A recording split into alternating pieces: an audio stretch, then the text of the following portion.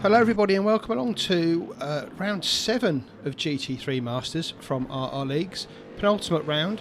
I don't know how we've got this far into the season. It seems like it was only yesterday we were trouncing round the earlier circuits, but here we are now. Autodrom most today. Have I pronounced that right, Ethan? Yes, absolutely, Martin. Makes a nice change. Not an oval. Not an oval. Importantly, not an oval. Not an oval. Clockwise track, where are we? Getting the history right here.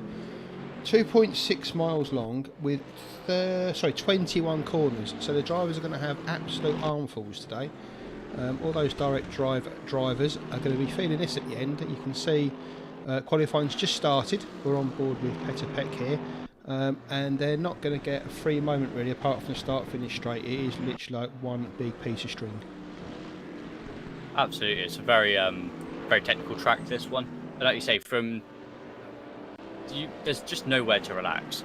Really, the main straight as well, even there, it's quite easy to run out wide, dip a wheel in the grass, and then you're just thinking about the fact that you've got that big chicane, big old stop at the end of it.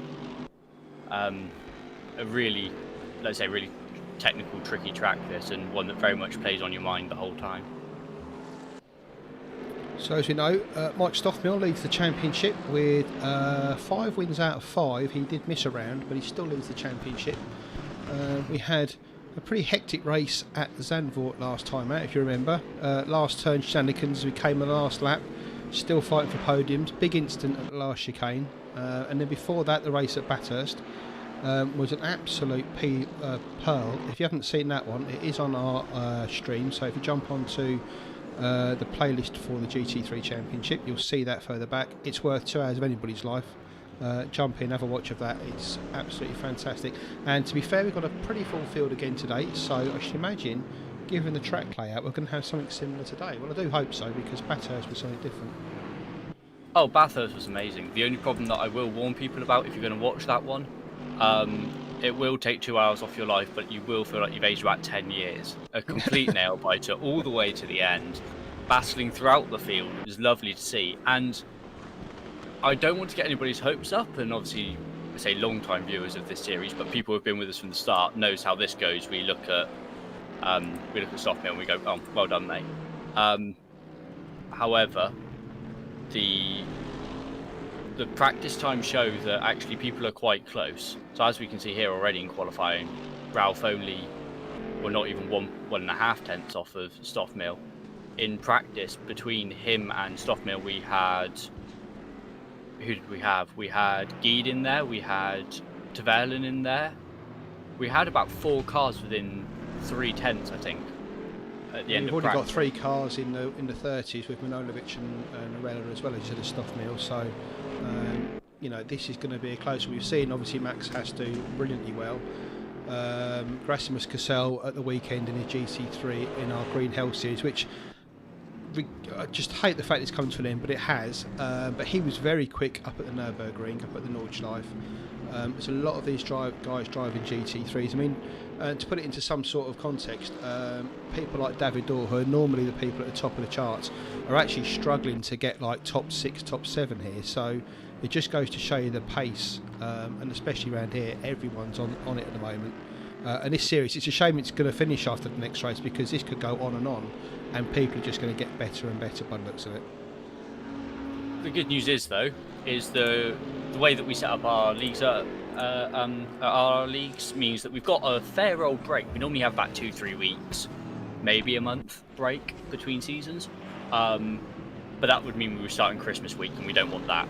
So we'll be back in the first couple of weeks of January. So a bit of a longer off season where people will still be racing, and you can guarantee that these guys will be doing a fair bit of prep for the upcoming series, which I believe one has definitely been announced, and that is season 45, which was chosen by the staff, put out a poll for the community, and that has been chosen to be the Porsche Carrera Classic cars.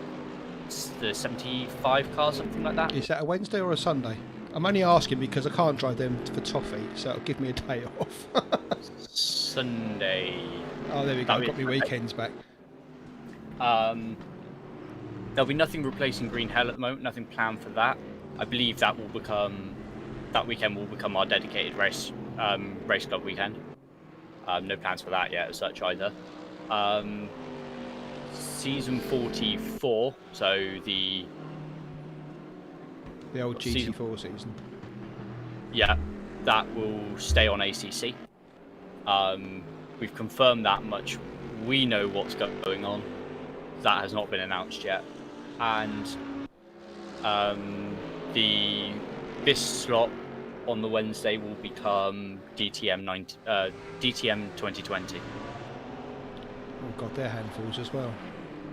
They are, but you can guarantee that we'll see a lot of the same names there and some more amazing touring car action, which everybody loves at RRLeagues. We've got any Fiat 500 racing? I can quite manage that.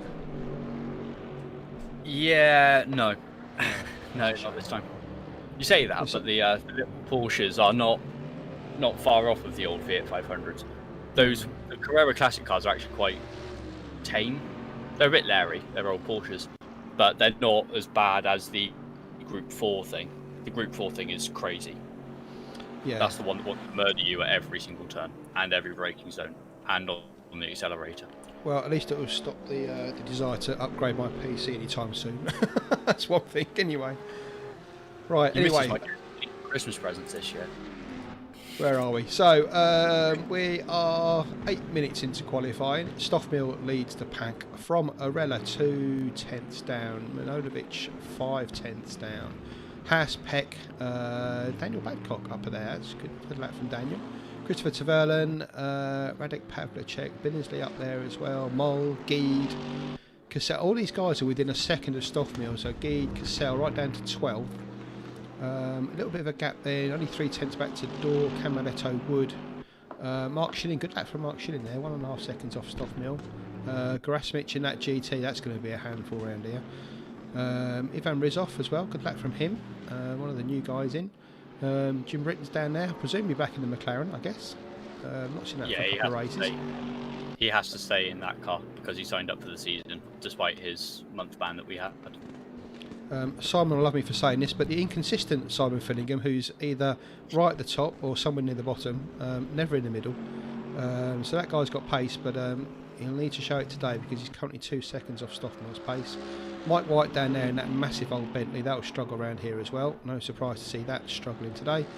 Antonio D'Oliva, David Kokorek and Bobby Gill rounds him off at the bottom. He'll be improving on that time though, so watch that at the bottom.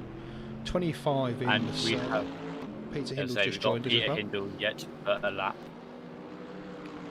Yeah, it should be a good one. Like you say, the front engine cars, the BMW is doing surprisingly well, although we know that's favoured by race room's balance at the moment. But yeah, not shocked to see things like the Bentley and the Ford a bit further down, being the old and the big old SLS as well. Camaletto's actually done a decent job with his, but not surprised to see those not performing amazingly.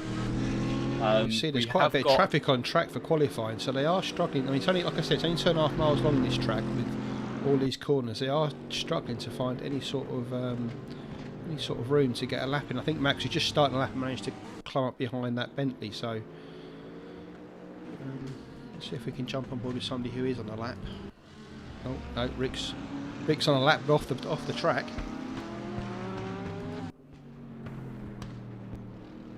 Here we go, Jack's on a lap here, so through first sector, it's on the second sector, still 1.5 seconds down, so that SLS really having a torrid season so far, I think it's fair to say. And Jack comes into the pit to board that lap, so let's have a look at the, oh no, Daniel's just coming out the pits here. Max Haas's teammate.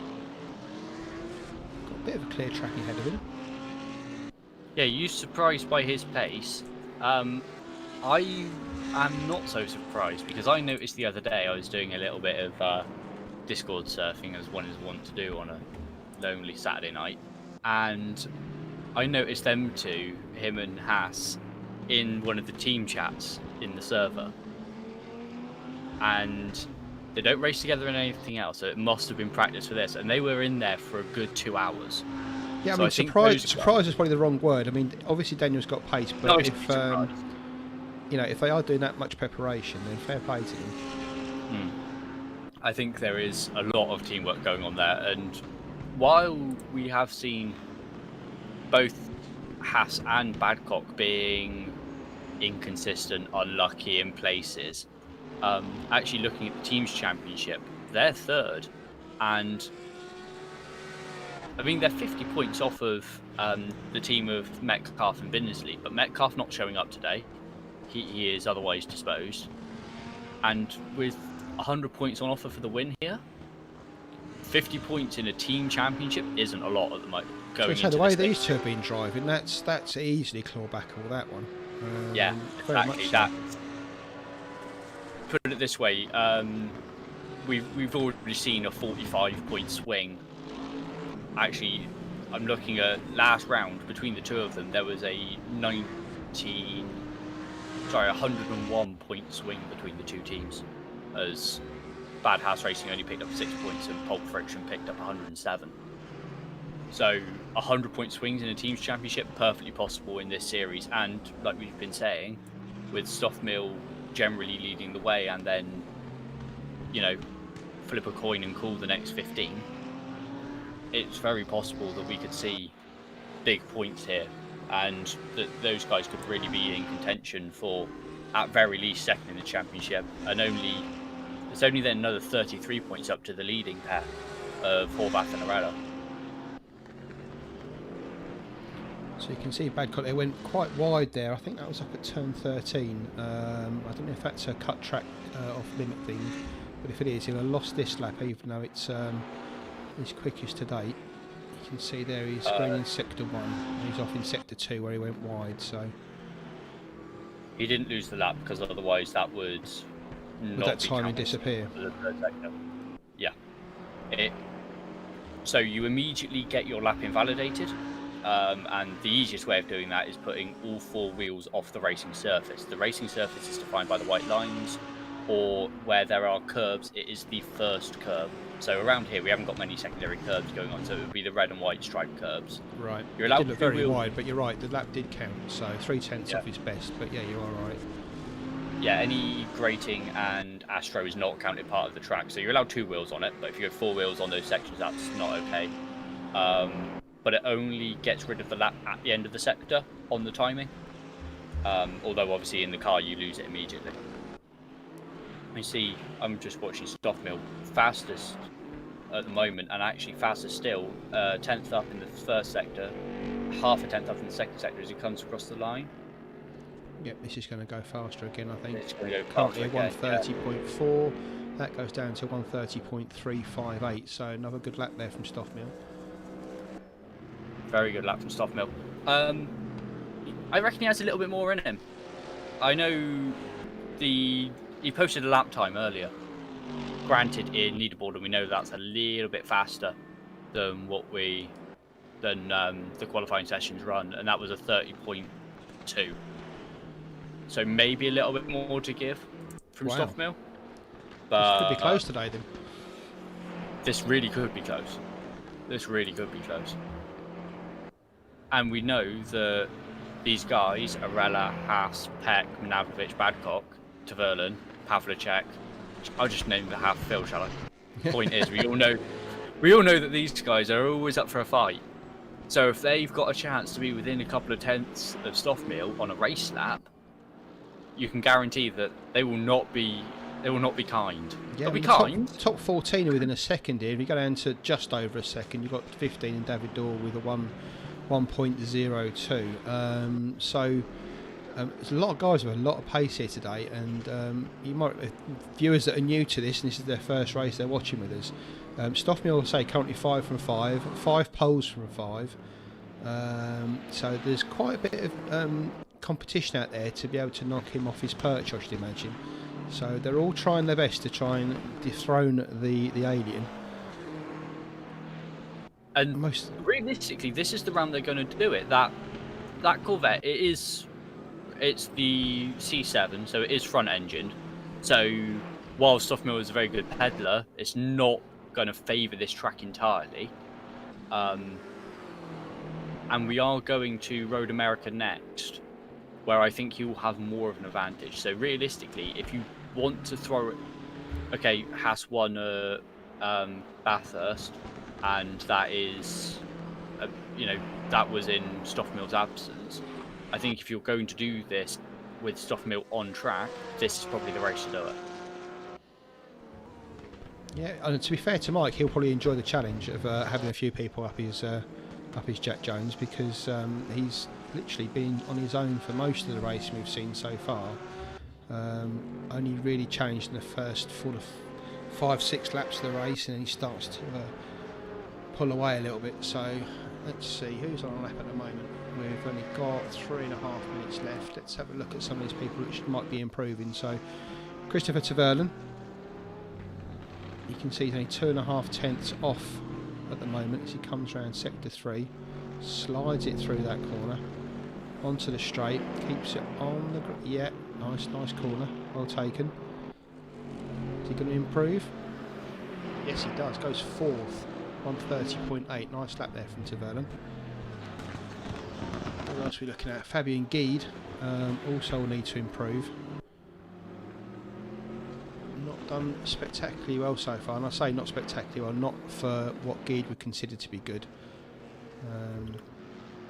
Currently down in 9th place, best lap of 1:31.1 so far, so he's running out of time to improve on that one, and it doesn't look like this one's going to improve either. No, it didn't.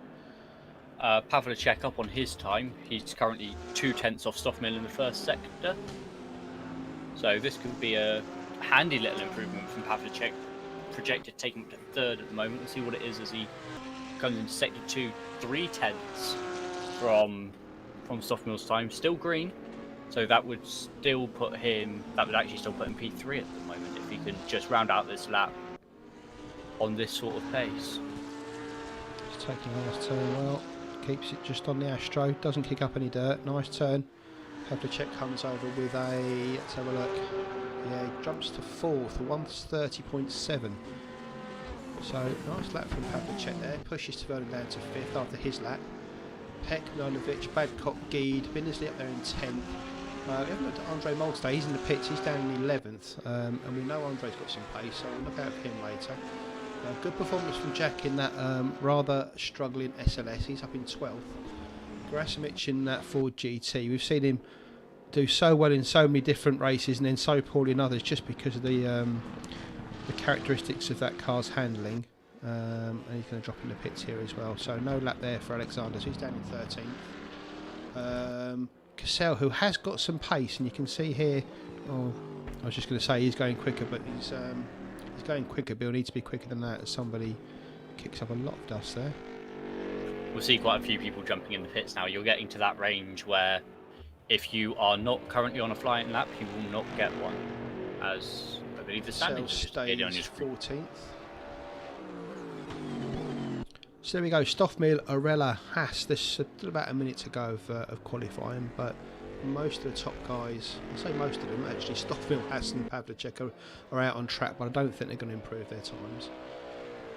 Just because they haven't got time to get round, I don't think. Taverlan, they're down in 5th from Milovic. Peck, Badcock, Guide, Bindersley, those guys are all in the pits. As is Mol, Camaletto and Grasimic. Cassell's still out, got a lap to complete, but I don't know if he'll get round in time. He might just do.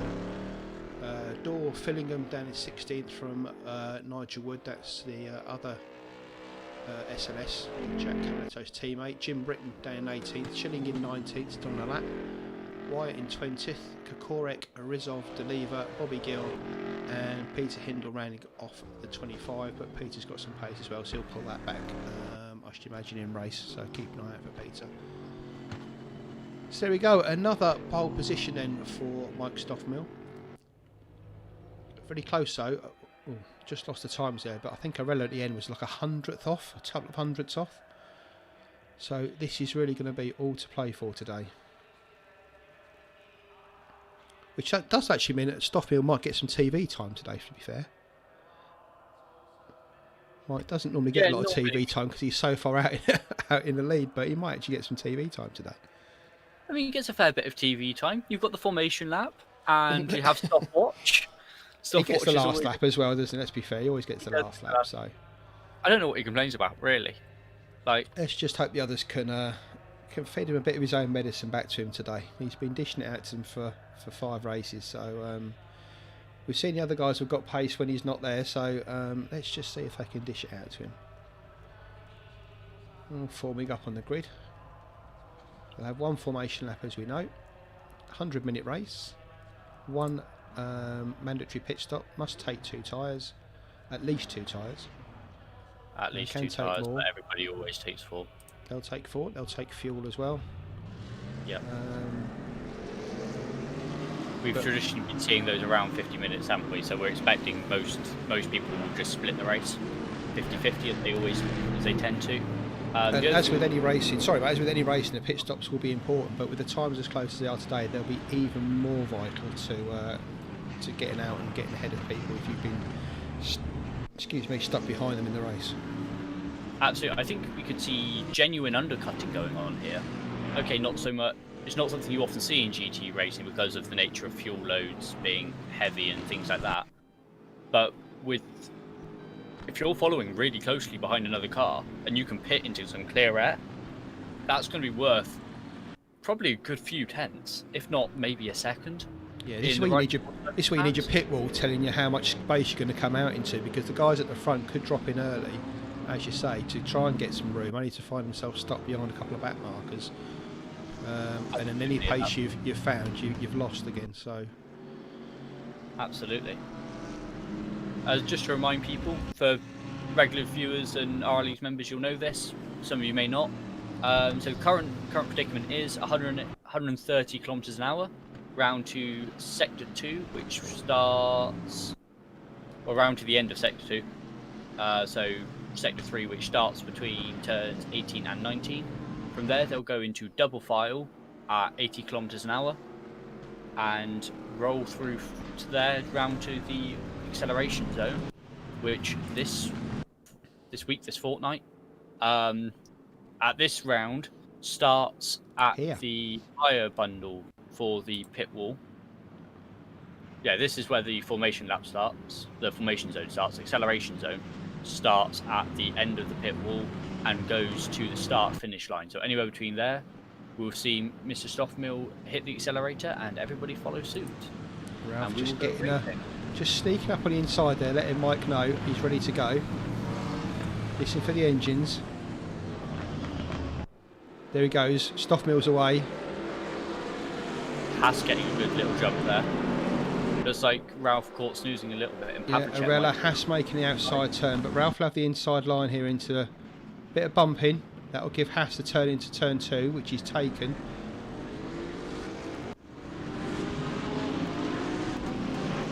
Let's just go back down the field. Anything else happened at turn 1? No, looks like it's all nice and clean. No, a couple of running wide through turn 2, just nipping a little bit of the gravel, but nobody round, no major incidents from what I saw, so all clean, which is what we love to see.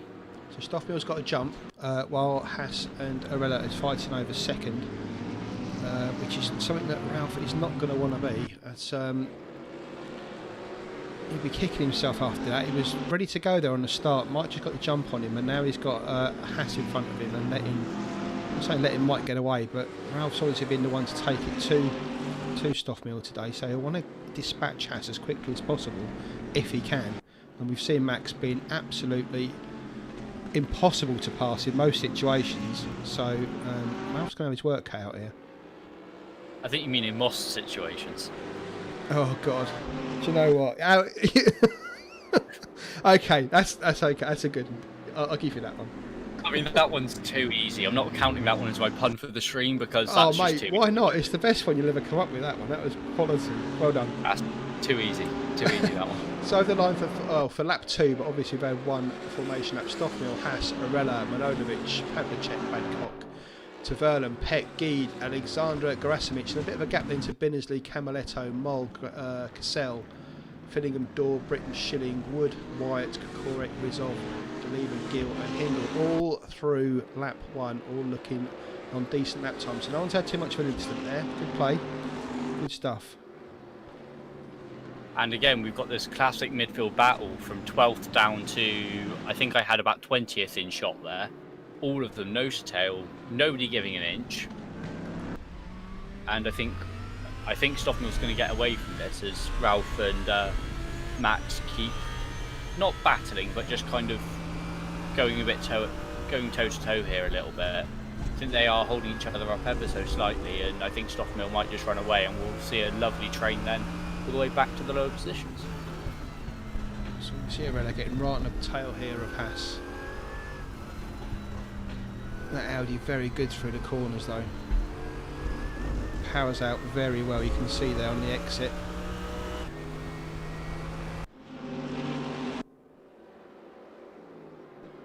And these two just pulled about half a second over Milanovic behind him with Pavlicek.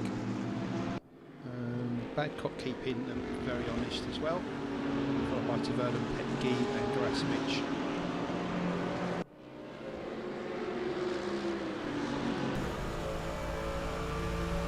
Down to turn one, Arella just, Haas takes a bit of a mistake there. Is he going to get the snap back on him here? Just gets a drive out of them. Haas was lucky there, a bit deep into turn one. Manages to save it though as they come back onto the twisty part of the circuit. It's all twisty really. So through 6, 7, 8, 9 and 10.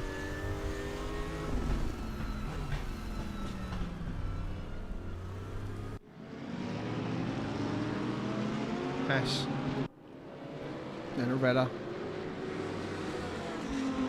Stoffmill's pulled out 2 seconds now. So what we were hoping for doesn't look like it's going to happen unless Ralph can make a move on Arella here, which is, ooh, had a look. Really is all over the back of him here.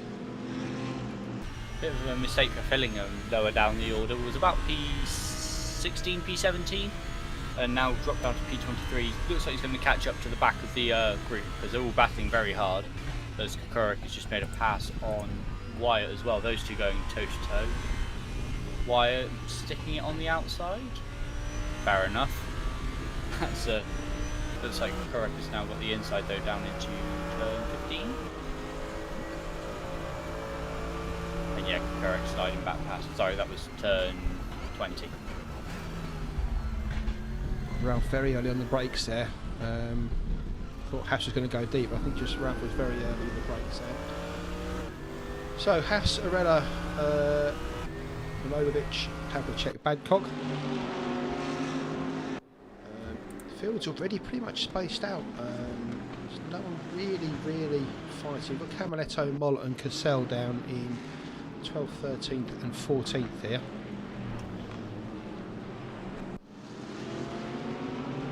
Billingsley just ahead of Camaletto here. Keep an eye on the gaps at the front. Correct, it's just been round. I'm not sure what happened there. I didn't quite catch it. I don't think Mike hit him. Mike Wyatt hit him. I think it was a bit of a lose it on your own kind of job. But that is kind of ruined that battle. Although Rizov, Delivo and Fillingham have all stayed on the back of Wyatt. There's about a group of 4 of them there all going nose to tail. So we're looking at Andre Moll and Cassell. Cassell looking everywhere around Moll to try and get past him. We're going to see a pass up the inside here. Cassell has a look. Moll shuts the door on him. As they come around the penultimate corner and then onto the straight. Stoffmill now with a 3-second lead over Haas. Arella's still right behind Haas, 3/10 behind.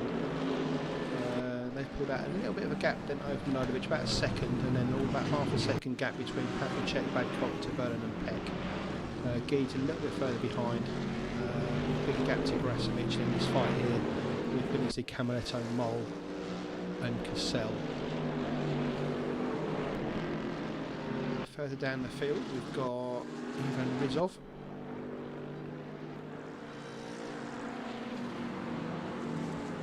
He's following Mike Wyatt in the big Bentley there.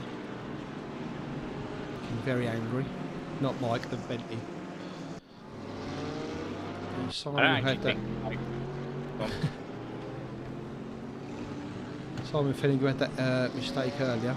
or whenever it was, dropped him down the field. He's down in 21st. Made a couple of places back though, so good play from him. Delete having a good race. Normally struggles around about, but Antonio's up to 22nd now with Kokoric, Hindle, and Gill's dropped to the back now. So, having said that, Delete just goes a little bit wide there, but keeps it on track. Let's go back to the Garasevic-Binnersley battle. Binnersley looking up the inside again. No room there at the end. It's a really weird turn, that one. I think it's just one of those that actually is really difficult to pass that. Yeah, it looks like it should be a sneak up the inside, but I think the corner just goes away. It's quite a tight turn actually. And if you do got the inside there, you're always going to be scrubbing out to the outside as you go. So it's very reminiscent, at least from the cameras, of the last couple of turns at Red Bull Ring, and you kind of don't really want to make a turn. You lose because the second part of the turn, the last turn is so much tighter than the one before it. If you end up on the inside there, you just end up being pinched down to the apex and you carry no speed. So I think people not really wanting to go for that and kind of thinking, well, get the drive on the next part of the turn. So you look at Mark Schilling and Jim Britton behind him in the McLaren. Only McLaren in the field today. Only McLaren in the series. Only McLaren in the series. There's probably a reason for that because it does struggle. It is a little bit outclassed by these other cars, but Jim persevering with it.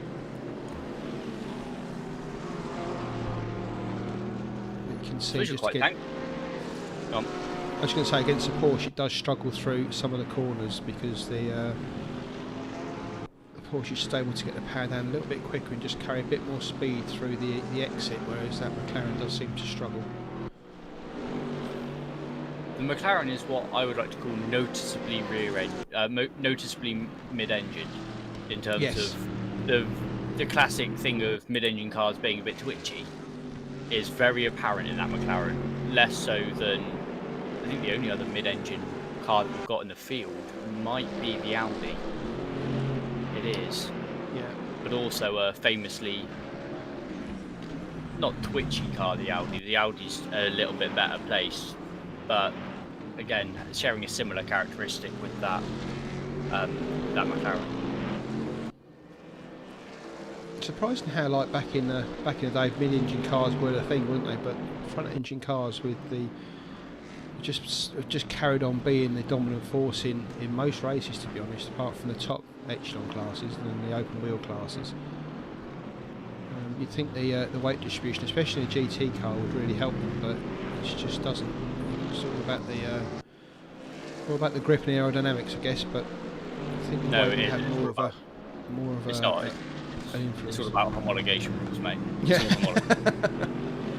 There's a reason why open wheel cars and LMP1 and that sort of thing are mid-engine. It's because it's better. One of the rules of GT racing is that the cars have to be based on a production car in order to count as FIA GT3, and the production cars all have to make sense to the consumer. And realistically, front engine makes a lot of sense for a consumer, and engine placement is one of the things that they do carry over. Obviously, it's not the same engine. It is a race block specifically designed for racing, but one of the things they have to keep the same is the engine placement. So it's more of a boardroom leads kind of choice, that one. So it looks like Stoffmill's just taking his foot off the gas a little bit. His gap's hovering around 3.5 seconds now. Back to Haas Narella here. Haas has just picked up his pace slightly. His last lap was a 1:31.7. Stoffmill's last lap was a 1:31.5, and Narella was a 1:31.5. So the top three all around the same kind of pace. And you're back into the 1:32s then for Manojlovic, Pavlicek, Badcock, and the like. So I'm going to throw something out there that Nemanja won't. I don't think won't like me saying, but maybe this is a bit speculative. Obviously, we've seen Nemanja done really well the last couple of races where he's been having less incidents, because he did have some incidents earlier on in the series. I think Manojlovic has backed off his pace, not today necessarily, but just generally backed off his pace 3 or 4 tenths from where he at from his outright pace. And I think that Havlicek, Babcock, Tavares are actually faster than him here, just from the way you're seeing the timings fluctuate. But because Milanovic has got that niggle in the back of his mind of, if you run at your full pace, you will crash. I think that they're just being held up a little bit there. If they can get past that Mercedes, they should be better off. And these are the kind of guys that might actually benefit a little bit from that undercut that we were on about. You can't get past the car in front of you, so pit a couple of laps early, maybe at 45 minutes into the race, and take a little bit of extra fuel, but put yourself into a gap where you're not running so close to the car in front. Yeah, good point. You're right about Milanovic. Obviously, he's had some really good races the last 2 or 3 times. We had that cracking performance last time out at Zolder, but had a disconnect towards the end of the race, which I know he was quite upset about at the time. So I think the word was put that right today. The one time I have a decent race, my internet packs up on me, or something to that effect. There might have been some choice language used. Yeah, adrenaline was pretty high, I think, 2 weeks ago when he was having that performance. And as we said before, I know disconnects may seem like a bit of an unlucky thing, but it is just like real life racing. If your engine packs up, your gearbox goes, or whatever it might be, it's a similar thing with this. Obviously, you're not going to get mechanical failures in this, but you are going to get technical failures with your hardware, in effect. So might not be a spectacular as an engine blowing up. A disconnect is just as serious and just as likely. Although with the way cars go nowadays, with so much electronics in them, let's face it, an engine problem is normally just a disconnect, isn't it? It doesn't actually blow up these days, which is a little bit disappointing, to be honest. It always amazes me how engines seem to last forever, but sensors don't. You think they just throw the sensors out and just let the engines do what they need to do? The sensors inform you of when the engine might blow up or of when the sensor's bugged. So Pavlicek's got another bit of a train behind him with Babcock, Tavernan and Peck all chewing at his back bumper. You see Milanovic has just pulled out a little bit on that fight as the guys behind are a little bit scrappy as they go through the twisty turny part of the circuit. You can see there Babcock hit that curb really hard there, and that's given Peck and Tavernan a chance to get round here. Tavernan going round the outside, gives him the inside for the next corner. Is he going to hold it? He is. But wait, that becomes the outside, which will become the inside. The inside. Great racing there between them, and they're still side by side. Come down to penultimate corner. Here we go.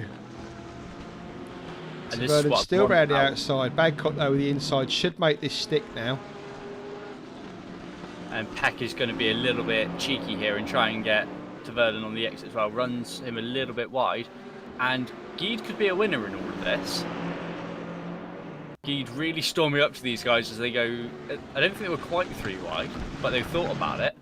So Peck had looked at Babcock as he went into that turn 1. Didn't quite make it stick, but had a look.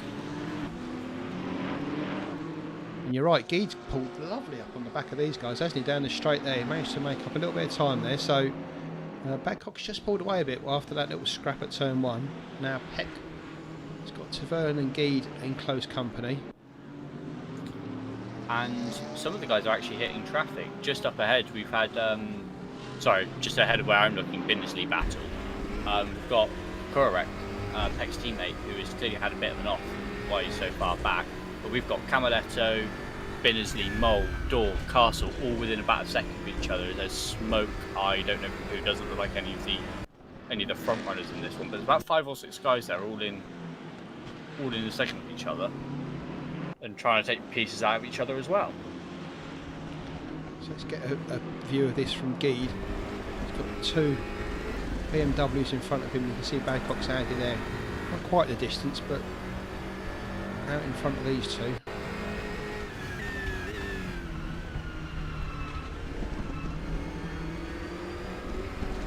See if we can get a slipstream down the straight. Oh, Tavernan there, just having to brake as he went into that corner. Just a little bit of momentum there. That's allowed Peck a little bit of a gap there. Tavernan, now Guide trying to stay on his tail. that slipstream. Tight over turn 1. You can see him using all those curbs there on turn 2. Let it run out wide onto the grids there.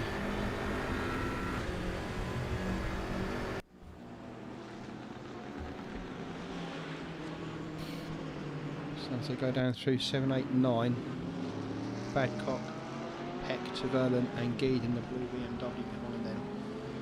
Gap of 5 seconds then back to Gerasimic from behind these guys, so nice little comfortable gap. If they do have a little bit of a incident, they should be able to keep position.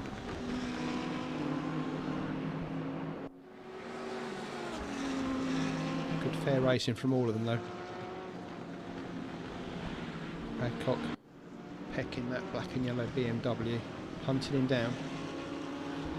Taverlan and then Geed in the the blue BMW behind him. So these four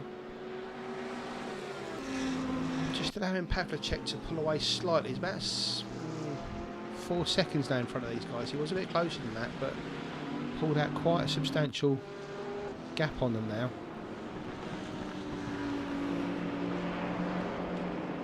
Tied it up there from Badcock this time.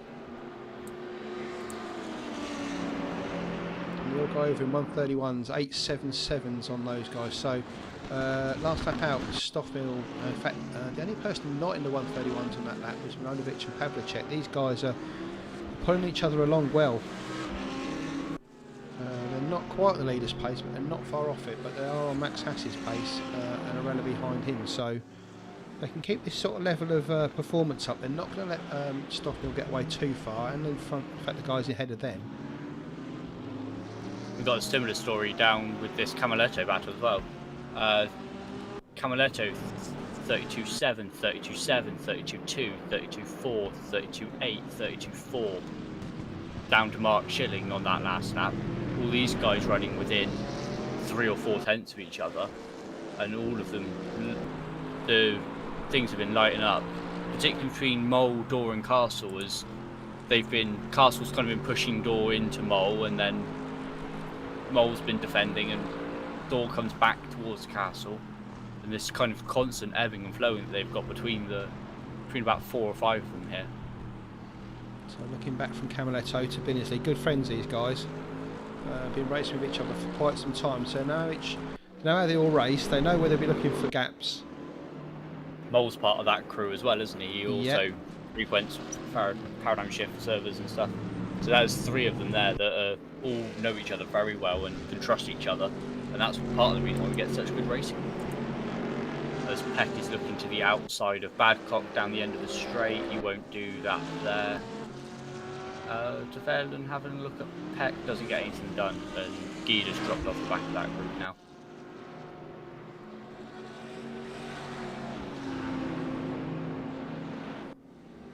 Yeah, Geed's last lap was the invalid lap, so I'm guessing he's gone wide somewhere and lost a second or so on these guys, because you're right, he has dropped back significantly off the back of Taverlan.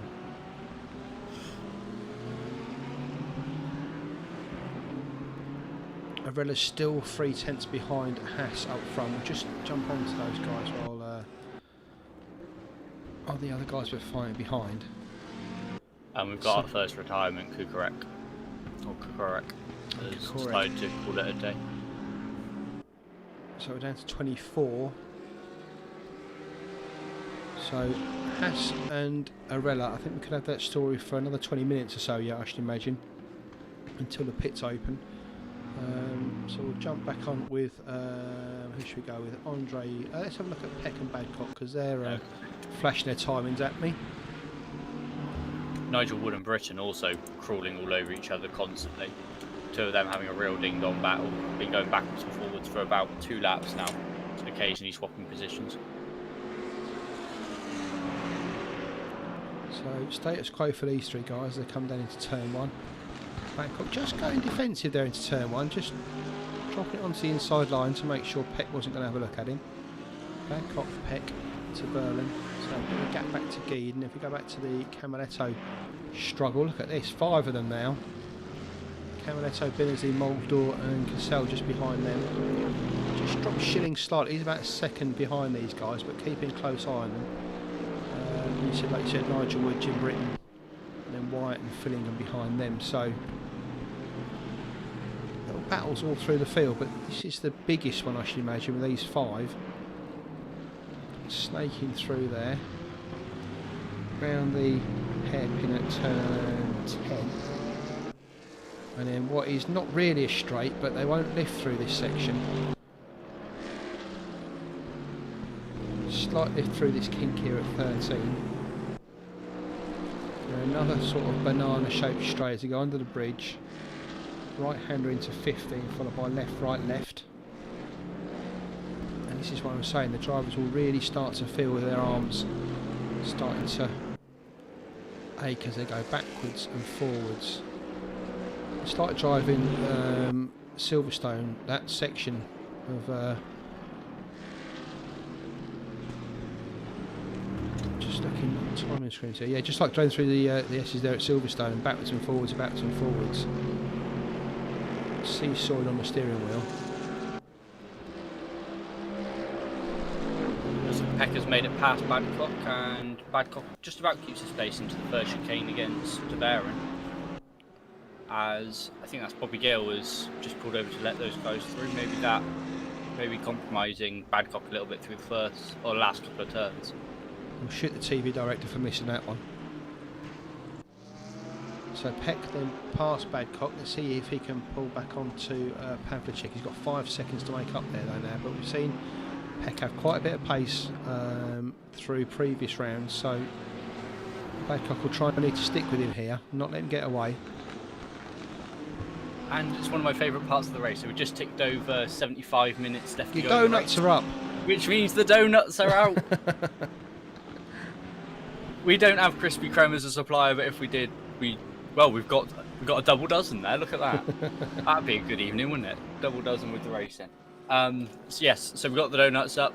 They will stay dark, they will stay black until everybody has completed their mandatory pit stops, in which case they will turn green. Just to remind you that those will have to be 2 tyres, everybody will take 4. And obviously a big old drink of fuel for these cars. We'll expect them to pit around 50 minutes, and that will last until 25 minutes to go in the race. So it's this middle 50 minutes where they are allowed to pit. And from there, we will see the donuts stay there until the time is up, purely because Kukrek and I believe Gil both pulled it in. Yeah, both of those are retired, so it will stay there until everybody's completed their mandatory pit stops, which won't happen because we've had 2 retirees. So Cassell gets past Door there into turn 1. Sorry, mate. We've got a bit hairy down the straight there. Door just a little bit leery out of the final turn, allowed Cassell to get a decent run on him. He's got past him down the straight. So Cassell moves up to 14th. We're all chasing Camaletto for 11th. Binnersley, Moll in front here as we're watching. Oh, blimey! I thought he was going to lose his back end as Cassell was a bit late on the brakes there. That's allowed Door to pull alongside. Just having a look into that turn, doesn't get the move done. You can see there Shillings, that's allowed Shilling to pull onto the back of these guys as well now, so it's now a 6-way battle. Camaletto, Binnersley, Moll, Cassell, Door and Shilling.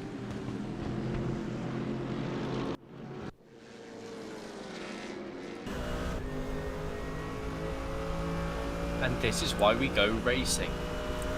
I wish that I could tell people about this sort of stuff when speaking to them about hobbies and stuff. They don't get it. I understand the driving fake race cars. We see Badcock looking to make a move here on Peck. He's got the inside line, doesn't quite brake late enough.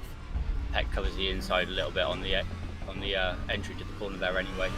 Might be looking to get a bit of a better run out of here before they go down to the S's section, but doesn't quite get a good enough run to compromise Peck's line through that section. So where I thought Peck might pull away from Badcock and get onto the back of Pavlicek, it turns out that I think Peck might slightly be holding Badcock up here, so which is a bit bizarre because they were in line of stern for about 5 laps or so. So these guys I joined this battle site before you did, when we had a look at them passing, and Badcock was at risk of being overtaken by Taverlan. I think Badcock got held up in the last couple of turns or so, as we see him run a bit wide there, by Bobby, and that allowed Peck to be a little bit opportunistic and get past. I think that is not a pace overtake. I think that is not incident, but external factors. So you can see there again, Badcock loves hitting that curve, and that always puts him on the back foot as they come into this final section.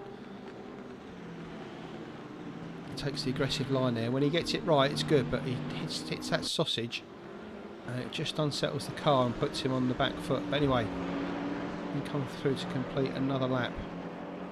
19 laps gone. Stoffmill leaves Haas and Arella. Manodovic, Pavlicek, then this battle here between Peck, Badcock, Taverlan looking down the inside.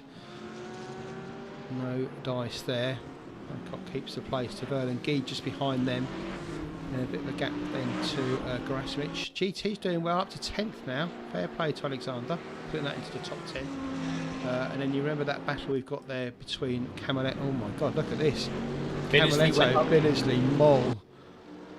Binnesley went up the inside of Camaletto into the chicane. Jack just ran it a bit deep to give Rick the inside, knowing he'd have the inside for turn 2, which is how Moll nearly stuck a pass there on Binnesley. And Taverlan and Badcock still going at it as well, further up the field. Very close together.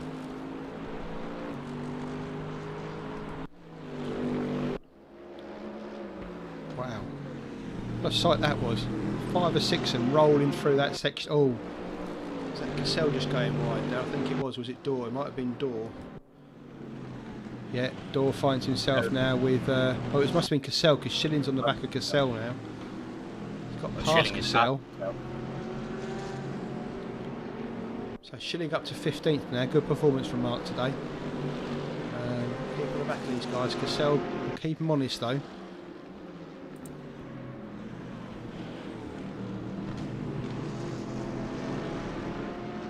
Come through onto the straight. Peck's got 2.5 seconds over Badcock here, so I don't know if Badcock's made a mistake somewhere. Whether him and Taverlan had a little bit of an incident going through the final turn, because they've dropped 2 seconds or so, and Geed's down to getting back on their tail again. So there must have been a little bit of a coming together there, I think, between Badcock and Taverlan. That's allowed Peck to get away slightly. Oh, Binnesley's round. Binnesley's round, just going into turns 3 and 4, just holding on the brakes, seeing if anybody's coming. He's got a good view, to be fair, of anybody coming through. Looks like he will be able to rejoin now before Ivan Rizov comes through, which has dropped him out of that battle. But Moll has filled his place. Moll is doing his duty to keep Jack honest. Did you see if it was an incident from them, or just Binnesley lose it? I just saw Binnesley round. Right, okay. So I'm going to look up the inside of Jack here. Oh, as Antonio D'Oliva has got a drive through for track limits abuse. Relatively easy to do here, right? Oh, actually quite hard to do here, I imagine. I imagine you get a lot of penalties if this was ACC and it counted cut tracks, but the way that the cut track thing is, big contact there for Moll and Dorr. Dorr just kind of using the open door, not allowing him to shut it in his face. Yeah, you can see Camaletto, they're going round side by side with Moll, then they just run out of grip, and like you said, Dorr took advantage of that. He sneaked up 2 places in that lap there between Binnesley and Moll, and he's now on the back of Camaletto. So nice opportunistic driving there from David Dorr, up to 12th. Well, you know, David saw the door opening, and at this track you must take advantage of that. So David saw the door open. I'm sure there's something in there.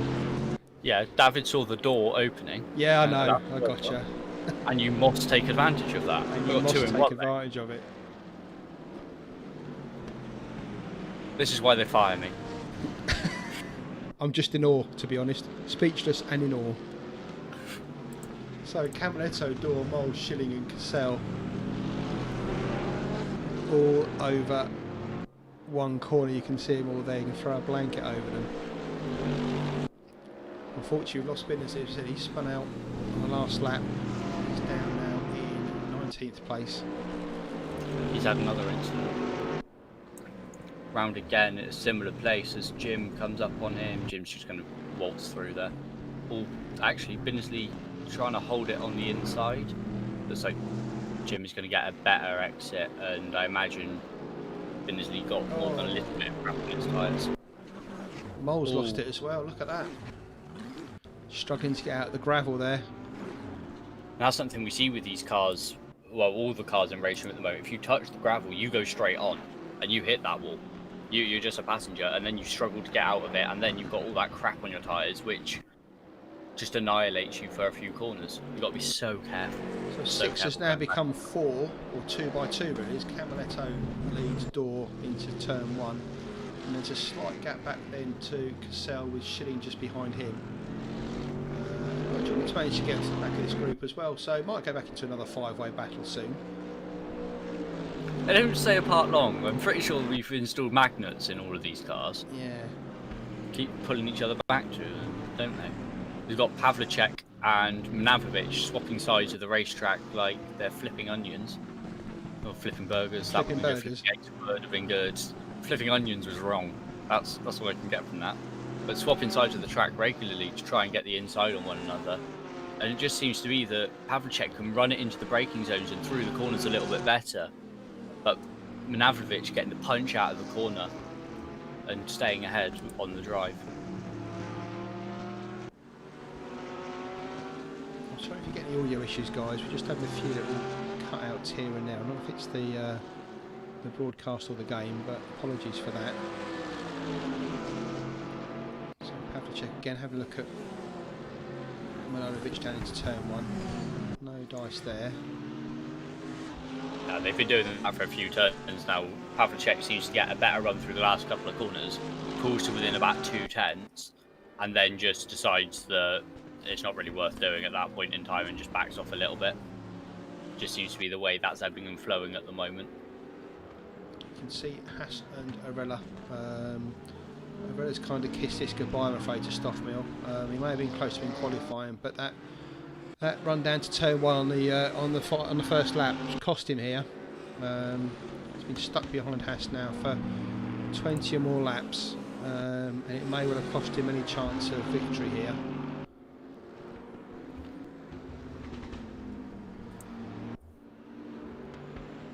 Haas, as we said earlier, looking for team points here to drag their team with Badcock, who's down in 7th, as we saw earlier. Up the team standings, those two outperforming, I think, any other team at the moment by quite a margin. So good points to be had here. Further down the field, Binnesley's now down to 20th, Mole 18th. With Britain in the middle of the two of them as a sandwich. So there's Mole. You see Britain just behind him in the McLaren. There's Binnesley. So those two guys have fallen from grace. Verlen has gone off, big style. Bit of damage to the front of that BMW. That's allowed Guide to go through. Verlen still struggling to get out of the gravel. There goes the Camaletto Door. Which is completely battle. That's completely changed from when I last played. So Door, Camaletto, Cassell.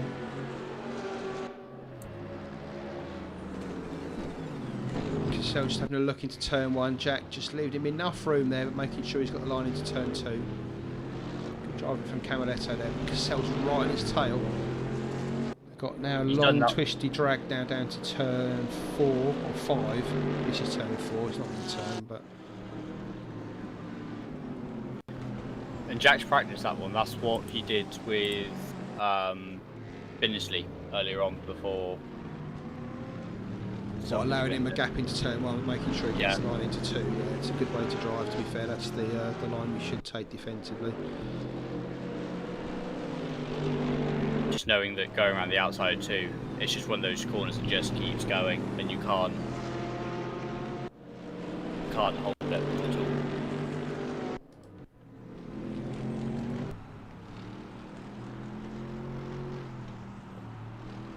See the different lines that the SLX takes over the Corvette there.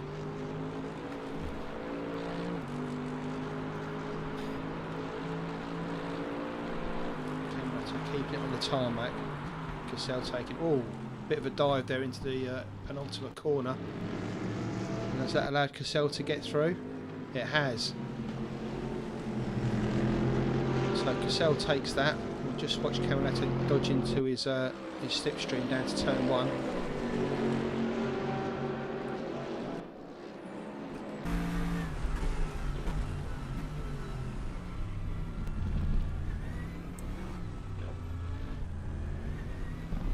Oh, and he spun it. He spun it, Cassell. You're on board with Camerletta there. You saw there was no contact just through turn 2, leaving Jack the space. So good driving from Cassell, but just lost the grip on the outside of 2. Sorry, the inside of 2 there. We were desperate to get on the power and spun it round. But that's put Cassell now back into 16th place. And now the 5 is now back to the 3 again. Nigel Wood's caught them up now, so Hindled the first of our stoppers as well. and a big winner in this. Mark Schilling's now up to 11th. I don't know how that's where Camerletto to Verlin. Camerletto must have lost some time there as well, because he's dropped down now about 7 seconds or so behind David Dawes. So while we were looking at Taverlan there, sorry, not Taverlan, Cassell spinning around and losing it, Camerletta must have lost a lot of time there as well. Because that's allowed Schilling now to move ahead up into 11th, chasing Dawes down. So those two are the only ones that have really not suffered throughout that little section of the race, because everybody else seems to have had their own instant accident and dropped down the field somewhat. So Schilling's taken advantage of that. And up into 11th, which is probably his highest he's been all season. So good race from Mark. Just had, just in the Discord, had confirmation from Bobby Gill about why he had to, or why he felt he had to retire. He had a spin caused by a dog crawling under his legs, which prevented him from braking. Yeah, that's not ideal. It's not something that the real guys have to deal with either. So sim racing does have its drawbacks, guys. Yeah, it's quite a lot of room. Quite a lot of room down by the feet of those BMWs, isn't there? And get a dog in there. It's quite a large car, that one, to be fair. So yeah, you probably do it. Why you carry the extra weight, I'm not quite sure. And then had a second spin in the exact same place. It was his fault. Lost 20 seconds in the gravel both times he was in there, which, as we said before, deep gravel traps, this is how the game is at the moment. And he saw the lap cars saw guys coming through to lap in, and he just decided to nope out of there and save the guys from aggro and box for the take the retirement on this one. It's a shame, but it is a shame, but sometimes, yeah, you're right, it's just a lot of pain for no gain. So we're down to 23 then, with Bobby Gill and Davika Korek retirees so far. Stoffmill still out in front, 9 seconds now ahead of Hasnarella. Them two are still trading blows, half a second between those two. Gap of 8 seconds back to Merlovich then, with Pavlicek behind him. You saw those two fighting it over. And then we've got Peck, Badcock, Geed, Gerasimich and Dorr. We'll just jump on board with Pavlicek and Manojlovic again, because those two seem to be, like you said earlier, Ethan, Pavlicek quicker on one part of the course, and Nemanja just managing to get drive out the straights and pull away from Radek on the straight. So I actually think Radek's got a lot more pace here, because a couple of laps ago Radek had a bit of an issue and that gap went out to about 1.4 seconds, and it's now 0.4 of a second, I'd say about 2-3 laps later. So I think he's got a lot of pace over Manojlovic. Yeah, Manojlovic last lap was a 1:32.5. Pavlicek's was a 1:31, well, 1:32 flat. But their best lap so far are pretty much spot on, a 1:31.7 for both of them. So they're both having their own little issues now and again.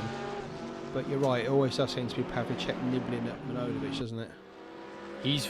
I think this is a very good example of just guys in very different positions in their series at the moment, in terms of Manojlovic coming off of that disappointment last week and having a few dodgy races at the beginning of the season where he felt like the car was under him but he couldn't perform through his own little niggles and stuff, and kind of he says he's been constantly losing confidence in this car and in his own ability.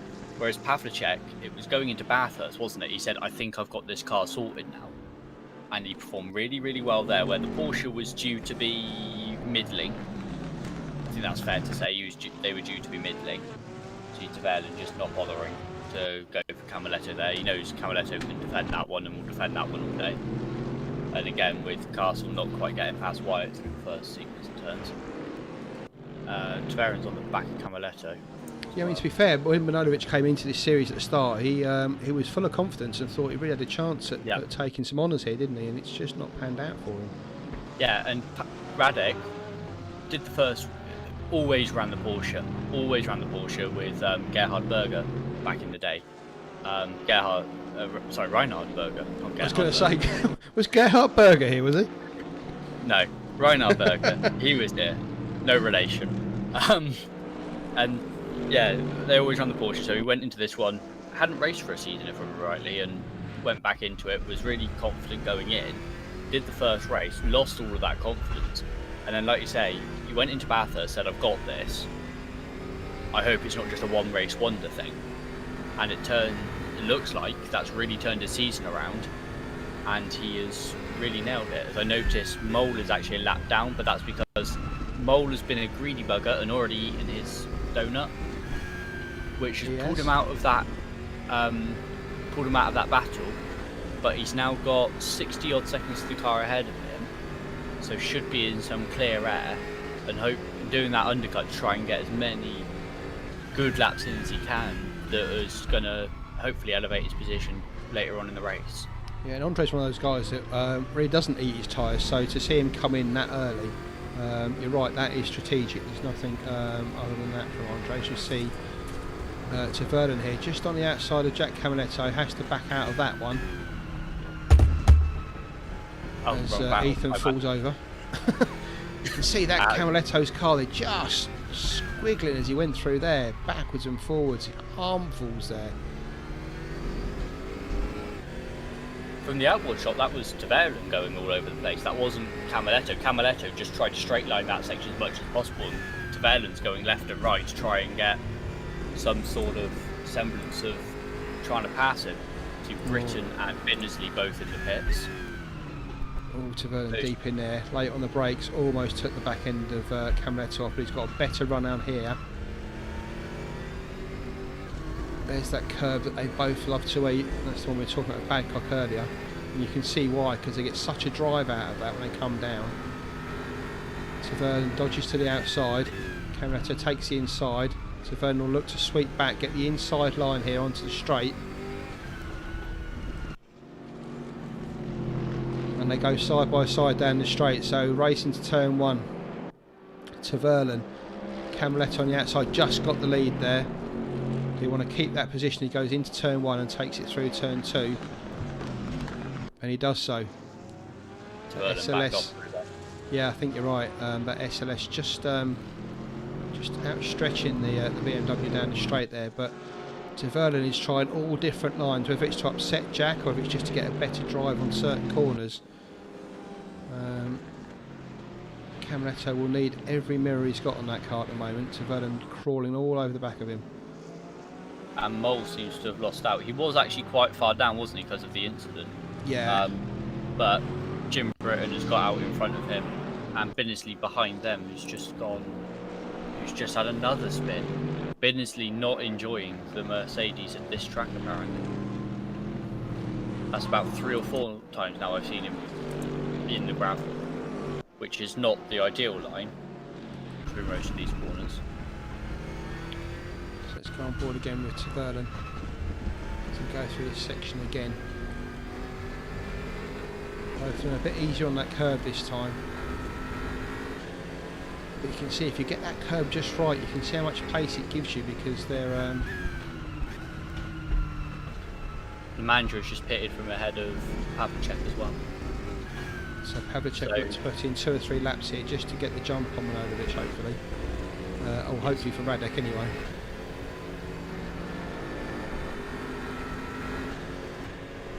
Oh, sorry, wrong camera.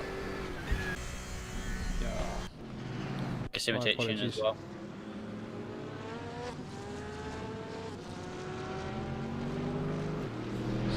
cars all over the place now as they all start coming in for their stops. So you can see behind these two, we've got the McLaren of Britain with Andre Mole just behind him. They're a lap down on these two guys, but they have stopped. And in between those, Rizov's in the Mercedes that hasn't stopped and is about to, sorry, in the BMW that hasn't stopped and is about to be lapped. So I think Mnavlovic has pulled a bit of a sneaky here, maybe. oh, has Arella just got ahead of Haas? Ah, there we go. Haas is in the pits. So Arella's taken the jump on Haas. Let's see if Arella can pull out 2 or 3 laps here and just sneak ahead of Haas on the pit stops. I'm surprised Max didn't stay out a bit further then, to be honest. That didn't look like an awful lot of fuel from Mnavlovic. Maybe it was. Maybe I just got the tail end of the fuel in. I think either Mnavlovic is running quite low fuel here, or either he's buggered the fuel stop, or he's not put an awful lot of fuel in that thing. Well, he could have fueled it to the end. Or sorry, he could have fueled it full at the start and then just done a short fill at this stage rather than doing it 50-50. We'll see when the pit stops shake out. Anyway, we'll just see where Mnavlovic comes out against Pavlicek.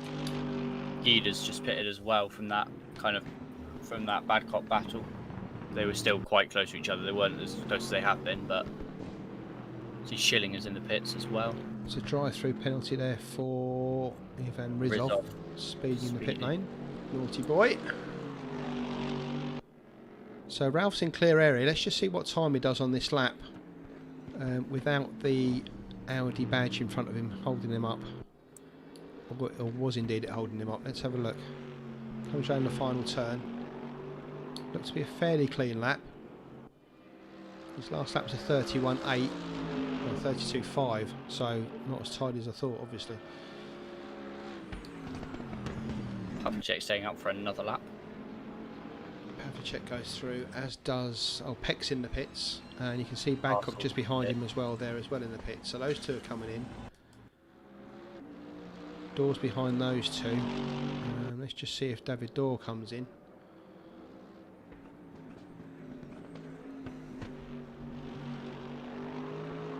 No, Dorr goes through. So he'll jump a few of these guys now, but obviously they're still in the pits, so we'll see how that shakes out. Stoffmill's still out in front, he hasn't pitted yet, as hasn't Arella or Pavlicek. Peck, Dorr, sorry, Peck to Vernon. Is Vernon still out? Vernon's still out. Vernon's still out as well, so Peck and Badcock in the pits currently, but they haven't, because they haven't left the pits yet.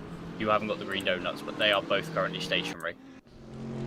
So Schilling for the drive-through penalty. Oh, that's a killer for Mark. Good race for him so far. That's going to destroy him. Haas through. Deliver has pulled it in as well. Like Deliver has exited. Pulled it a day. Yeah, Wood is in the pits. There is Fillingham in the pits as well. Yep. Wyatt pits. That's everybody so far. So you got Wyatt, Wood, and Fillingham at the moment, who are not showing up as having pitted on the tower, but they are currently stationary. Everybody else, they have either pitted or they haven't. So the two guys that have pitted at the front, Haas and Manovic. Manovic now at 7 seconds to Haas. I'm not sure if it was that much before. I thought it was a little bit closer than that, but I may be wrong. Haas out. Manovic might not have taken quite as much fuel, so it might be me. Manovic has got a little bit 4 seconds on Peck, so. And Manovic faster than Radek on that lap. A lot faster than him currently, because Radek is sat in the pits. So we'll keep see an eye on where that as they come round. I'll keep an eye on that if you want to go have a look at something interesting. See Schilling is all over the back of Castle, and you got Mole, Britton, and Fillingham all pretty close as well. So Milanovic is just coming round to the final couple of turns here. Pavlicek yet to move out the pits. Pavlicek is on the jacks though, so as soon as they're done with those tyres, he will be dropping. So Milanovic comes down the start-finish straight. Pavlicek drops off the jacks, and he's rolling, and that will be a There's change. Milanovic. That'll be a change of position. Radek will not get up to speed. There you go. That's not a change of position, sorry. That is Manojlovic extending the gap that he had by about a second. So maybe Manojlovic not short filling as such there. Not massively anyway. A couple of litres or so. As we see behind them, the stealthy Stoff coming through to lap these guys. Obviously, they pitted. Was that Manojlovic? That's Manojlovic. Oh. We were looking at Binners, and then Manojlovic went straight past him. Oh, Manojlovic. He so will Nemanja sleeps down the pits there with sleep off the charts after coming into the pits, tyres cold. No, that's Manojlovic, who has been out of the pits for a few laps, has extended his gap on Radek, who has just come out of the pits, having held up Radek in the first stint, and then binning it the moment Pavlicek comes out of the pits. So that is him undoing all the fantastic work he had done in not just the first stint, but in that undercut period as well. A complete travesty for Nemanja, and he will be kicking himself inside that Manfield to Mercedes. Almost makes you want to say, was there oil on the track there? Because you saw Binnersley in the gravel, and literally Manojlovic just went straight past him as well. Akin to real life racing, where there's some sort of fluid on the track and they all go off at the same position. Obviously, that's not going to be the case here, but akin to real life situations. But yeah, Manojlovic now down to 9th position after what was so far half a great race. So Nemanja's going to have his work out to try and get back. He's got to get past Badcock Peck as well now. So Verlin yet to stop. He's out there with Dorr, Arella and Stoffmill. They're all still going and will need to stop. The leader of the guys that has stopped so far, Max Haas. As Arella pulls in. So this will be interesting as well. Haas. So Arella just pulling it in. Haas coming down to... I don't know where that is on the track actually. I don't know Moss very well. It's one of It's the few. the almost the last sector. Yes, it is, isn't it? It's coming Schilling, through. Schilling gets a disqualified. Oh no! Ignore he missed his drive-through and he's been disqualified.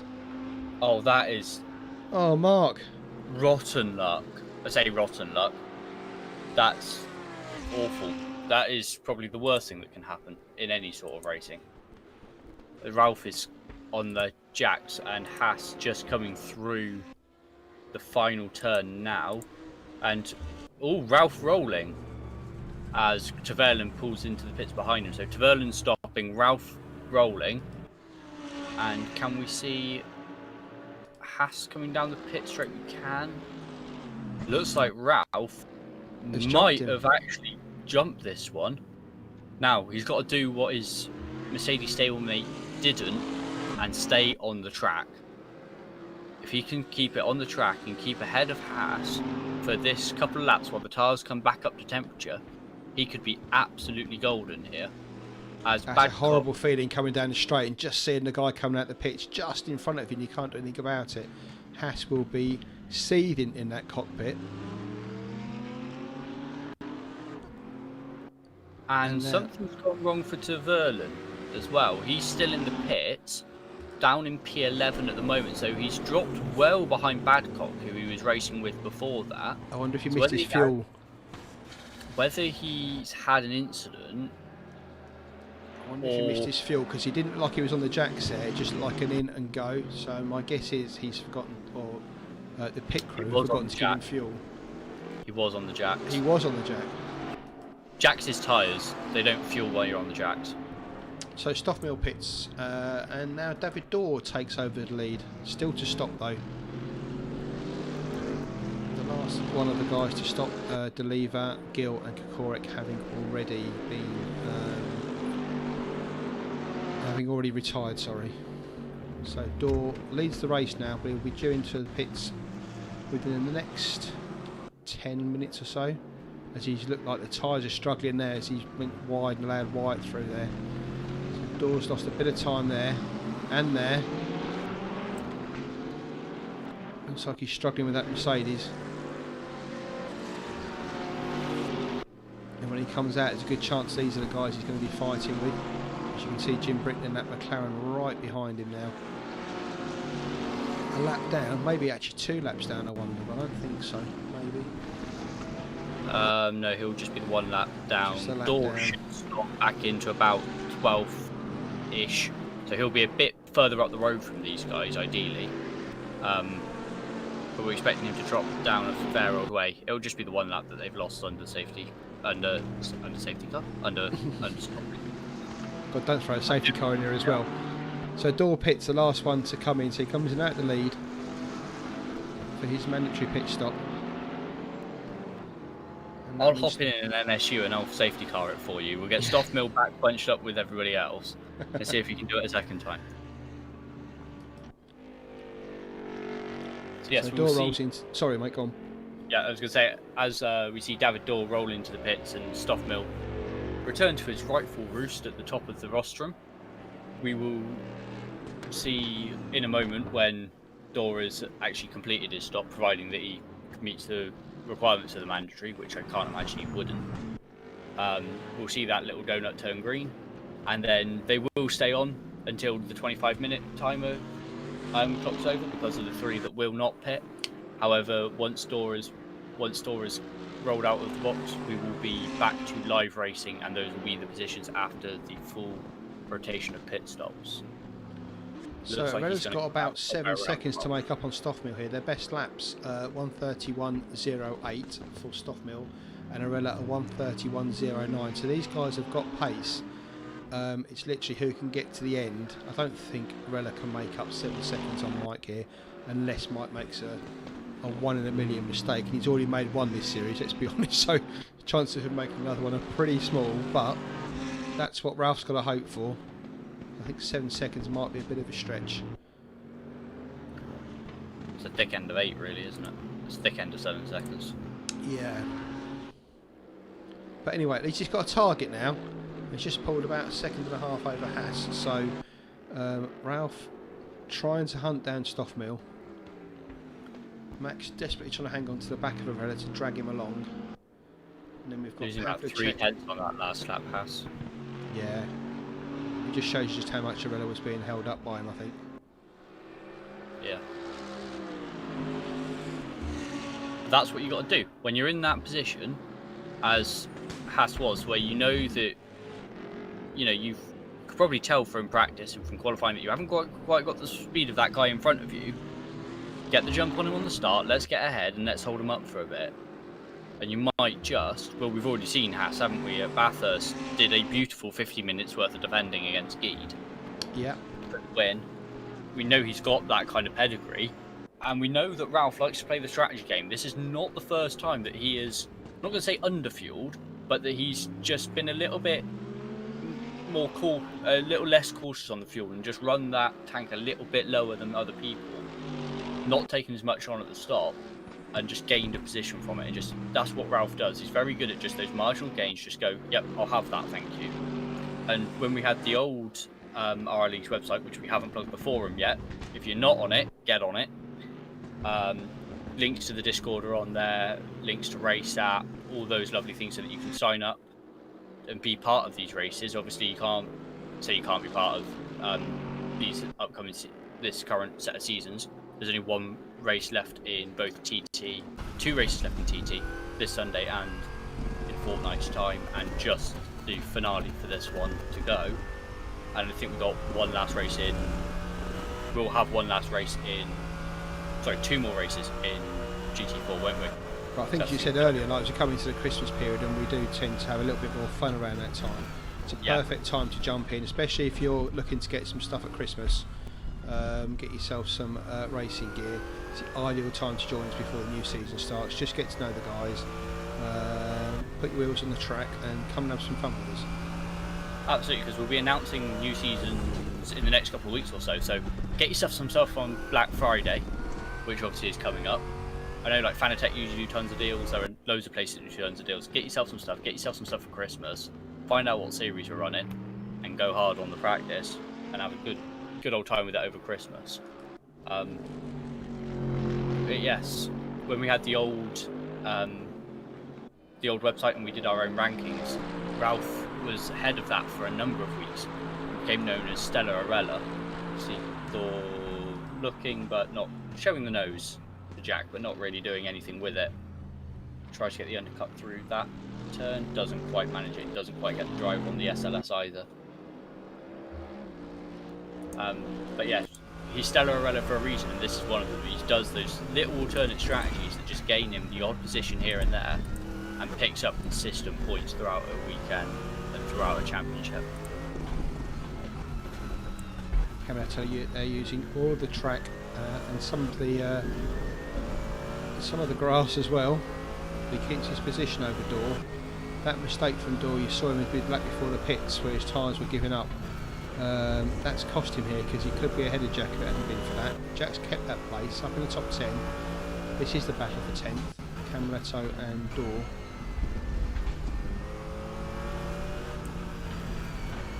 Cassell's about 6 seconds behind us, so he's got Tavernan right up his tailpipe. So those two have been fighting on and off pretty much all race in different positions.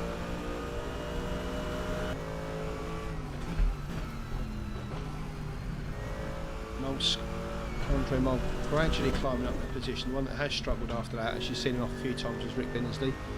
He's currently now down in 20th position, only Peter Hindle behind him. So Rick really struggling with that Mercedes today. As you go into turn 1, there's only a chance for Door here. Just an all-back curve into turn 1. Jack a little bit more tentative there, making sure he gets the drive out of turn 2. Going down through this twisty section now. This is turn 4 apparently. Then they'll go through 5, 6, 7, 8, 9. Jim ran a little bit wide going out onto the main straight. Looks like Andre is just pulling up on him and nothing doing there into the first chicane. Sadly for Andre there. As Hindle has pitted. Oh, he's retired I think, has he, or not? No, he's pitted. He's on the jack. So, no, he's not on the jack. Sorry, he's taking fuel. So maybe just a short fill there from Peter Hindle, meaning that he completed the requirements for the mandatory, but hasn't actually got enough fuel to finish the race. I know Jack struggled with that at Bathurst. One of the many reasons why he ended up retiring from that race. You can see Camaletto running wide there. That's given Door an opportunity as they come down towards the final 2 corners. Round the outside. Sorry, Hindle did take tyres, so maybe picked up a puncture. I know on the we did a race on this track in these cars not long after the update happened last year, and we did see a few guys running around with punctures, running over the curbs and stuff. So maybe Hindle just having a little off, picking up a little bit of a puncture and having to swap the tyres out. You saw there, nice move by Door around that final 2 corners. Just had the run on Jack down the straight after Jack's mistake, so that's Door up now to 10th, Camaletto down to 11th. Door's got about 10 seconds to make up on Grasimic in that GT. Camaletto's got about 4.5 seconds back to Cassell. As Door goes up in the state there from David Door, that's dropped him back now. So Door lost 2 or 3 seconds as he went wide through that twisty section before the hairpin. And there's another car up ahead off. Was that Geed? Grasimic went... No, it wasn't Geed. No, it was Grasimic. Skasimitic had an incident. I think he hit Camaletto on the way through. No. No. Yes. Blue car. No, it was definitely Skasimitic because he went like greyed out on the thing. And if you look at the front of that Ford, looking a little bit stouter nose than usual from my angle. Yes. So I think he's clocked a wall a little bit there. Jack coming up on him. Not quite the gracious lines of the Ford GT, just a bit snub-nosed really, isn't it? It's fine, we'll call it the touring car edition, it'll be rude. So Mike's pulled the gap out now to 9 seconds on Arella, so it looks like Ralph's lost his opportunity there to put pressure on Mike. But he has got 3 seconds on Max, so Arella's going to find himself a fairly solid 2nd position here. And Max as well with a fairly solid 3rd position. If he can just keep Pavlicek back, a charging Pavlicek, but still nonetheless he's got 7 seconds to make up on Haas, so know Radek's got pace, but whether he's got that much pace is to be seen. We come down to the final half an hour of the race. Still loads can happen here. Stoffman, Arella, Haas, Pavlicek, Peck, Badcock, Novic. Geeds had a quiet race today. Gerasimic we're looking at here. Camaletto behind him who's had anything but a quiet race. David Dorr just behind him. We saw him make that mistake and just allow Jack to get past him back again. And you've got Cassell and Taverna. Those two have been at it all race, and they're still at it now as Cassell takes a rather scenic route through there. That'll give him a bit of a messy tyre set as he comes up to the final couple of turns. You saw what happened with Dorr and Camaletto, and Jack did that. But it looks like Camaletto with a fantastic run on Gasimitich, who's gone really wide out of the last turn. That will put some crap on Gasimitich's tyres and give Jack a little bit of a run. Gasimitich going defensive to the inside, Jack pulling to the outside. Just goes down into this turn, looks to take the outside, but nothing doing there. Good line from Gasimitich, takes the apex through turn 2. And looks like Castle kept ahead of Taverna through that section as well, which he did. So once again, we're finding Camaletto in a 5-man field here. You can see Gasimitich, Camaletto, Dorr, Cassell and Taverna about to make it 5 aside. As who's that going off there? Is that Billingsley again? Yeah, that's Rick struggling with that Merc again. He's got some bodywork issues as well on there, so Merc guy's going to have some work putting that back together.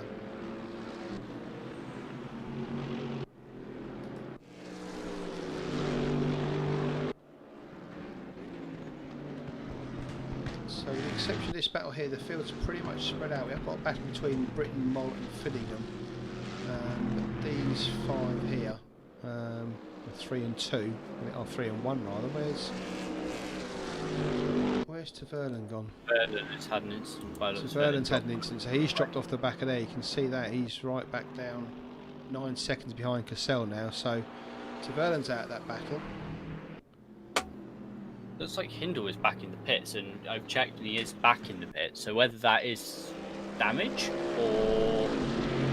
It's worth pointing out that you get points for finishing in this race, so whether he's just had a bit of a torrid time of it, got some damage and stuff, and is sticking in it for the point, which is kind of what you got to do. But yeah, good fighting spirit from Hindle. 3 laps down now on Stoffmill. Most people would have called it quits by now, but Peter enjoys his racing, so you can imagine he'll see this out to the end.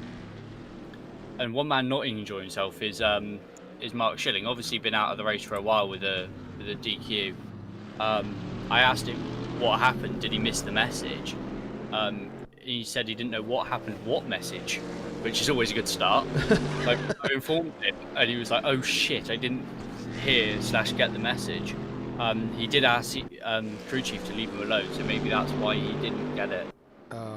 So yeah, wasn't even aware of the drive-through penalty and picking up disqualification for it. So he's basically asked the pit wall to be quiet, and they've taken exception to that, and they said, right, I'm not going to say anything to you now, and didn't inform him he'd had a drive-through. Oh, that sounds like what's happened. And obviously you can set your HUD in race room, and obviously many people use the renowned Otter HUD. So whether he's just got, I don't know which one he uses, but whether he's got it set in game so that he doesn't get anything and doesn't run Otter HUD, or Otter HUD the widget was just a bit small for him to read. Don't know if he's in VR, but missed the message is the point, and then picking up the DQ for it, or the DQ for it. Yeah, it comes up on the left-hand side of your screen. It doesn't go away until you actually serve the penalty. So I don't know if you can turn it off. I mean, obviously you must be able to if he's not seen the message, but it definitely comes up on the left-hand side of the screen. It's entirely possible that he's just so focused that he didn't see it. I was going to say, with the adrenaline going, it may well be he was, like you said, looking forward and not looking to that bit. So shame for Mark. He was driving very well today. Being pragmatic about it, as always, though, saying, yeah, it's a shame. I was really pleased how it was going. Oh well, next time. Good. So we'd like to see. He is improving every race. I mean, he started to set. I mean, I was his teammate in the F4 race, F4 series, and even in that series, he improved to the point where he was ahead of me towards the last few races, which is no great shakes, let's be honest. But in this series as well, when he decided he was going to take the Porsche, I did say to him, "Are you sure about that?" But you can see he's improved hand over fist, and another one that's going to be challenging for midfield, if not top honours, in series to come. So unfortunate for Mark today, but you learn these things once, they don't tend to happen again. So that's his wake-up call. So Grasmick's just pulling that lead back now on Camaletto. He's got a second now back to Jack. Jack's got David Dorr climbing all over the back of him yet again. Britain is doing his best impression of a Bentley rear end, as he's Mike's run a bit wide through there. That's very red, that McLaren, isn't it? Yeah, I've been waiting all season for you to get it confused for a Ferrari like you did. I'm not that bad. Even I can tell a McLaren from a Ferrari, mate. I mean, you couldn't tell a Mercedes from a Ferrari when we were doing ACC a few months ago. So I think you'll shot at you. I've got glasses on there. They're all good. Okay, cool. Got to that age, have you? Yeah, I got to that age a long time ago. With bottle bottoms on. Oh, fantastic. So Britain ahead of White, Moll and Fillingham. Battle here for 15th place. In fact, where is Fillingham? He was at the back of this. He's just dropped back a little bit there. Oh, that's why. Curse the commentator. Sorry, Simon. Although this is the highest he's been all race, he's now just ahead of. Oh wait, that's lapping. Never mind. Oh, and that is Hindle off again through that section. So I really don't know what's wrong with that SLS. Something really not gelling for Hindle. He's stationary. I think he's just put the power on a bit early at that corner. Yeah, no, I think something's not happy there. I don't know whether he's got. He has had a bit of damage to that front right, so whether he has hit something and he's got suspension damage, I'm just watching him going and he's wobbling a bit. So whether he's got a bit of steering damage and just won't correct in the pit stops, I don't know. Is David Dorr having a right all go at Camaletto? Yeah, Camaletto just going wide on the curve there at turn 2. Camaletto there, and you can see there as well, going wide there. Right. Oh, he's pushed Dorr. Dorr thought he could get past there, but just run wide onto the grass. So that'll give Dorr dirty tyres now for at least the next few corners. And that's allowed Camaletto to push ahead. So David got trapped in there if the Jack's made a mistake, but he's made a bigger one, unfortunately. So I knew you were saying about Radek. Not sure he's got the pace to catch up to Haas. Only 4.5 seconds between them now. I'm not sure he's got quite enough time to make up the final 4 seconds that or 5 seconds that he needs. But clearly got some pace over Haas on his. Yeah, I thought Max's third place would be fairly safe, but I know Radek had, as you know, in practice and qualifying, had quite a bit of pace, but I just didn't, like you said, whether he's got the time to pull that back. But there's still 20 odd minutes to go, so it's possible. His last lap was half a second quicker than Haas, and if he pulls a half a second out every lap, he'll be on the back of Haas just coming to the last 5 minutes of the race. So if Radek can just keep this pace up, Max is a bit off his top pace. It's about half a second off his best lap, which is 1:31.3. Radek's best lap so far 1:31.1. So they've got kind of similar pace. Just that Radek seems to be a bit stronger in this second half of the race. See, Dorr is all over the back of Camaletto again, so maybe Camaletto holding up Dorr there a little bit. He was running a little bit higher early in the race, wasn't he, David? So potentially there just a little bit of a bottleneck. Well, do you remember early in the race there was Camaletto, Dorr, Binnersley, Moll, they're all fighting here with Cassell and Taverden. Well, guess what? We've got Camaletto, Dorr and Cassell, who is one of those guys, and Taverden catching them. So see Jack just going wide again on that one. Dorr trying to get a run on him as they go through to this final section.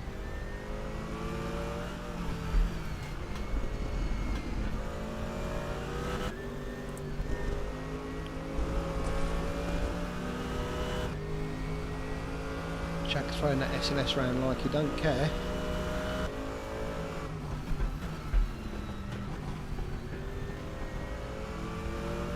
Coming to the straight around the final corner. Door on the power early there. He's right behind Jack now.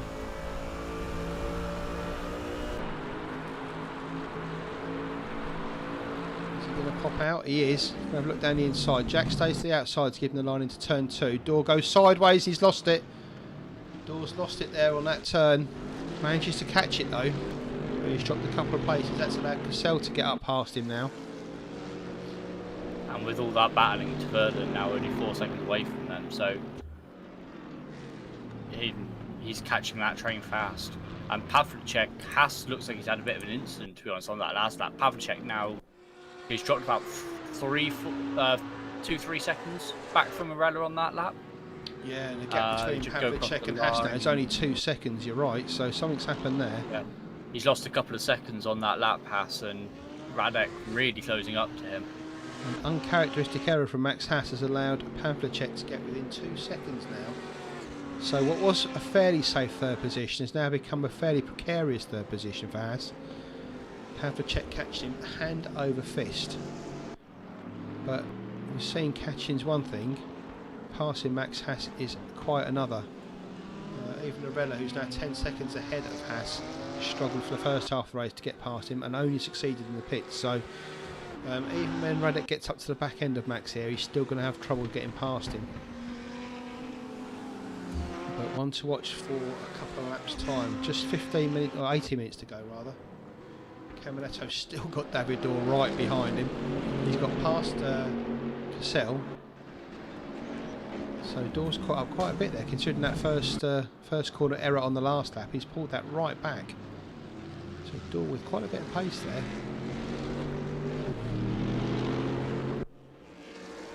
And Wyatt and Mole very close together as well. They've been going at it for a few laps. Just kind of always got about 3 or 4 tenths behind in Wyatt's favour going into turn 1. So nothing really doing for Andre, not really going for any moves. Just kind of making aware. Actually, Arella coming through that group now. So Mole gets out of the way nicely as Binnesley is pulled to the side of the road.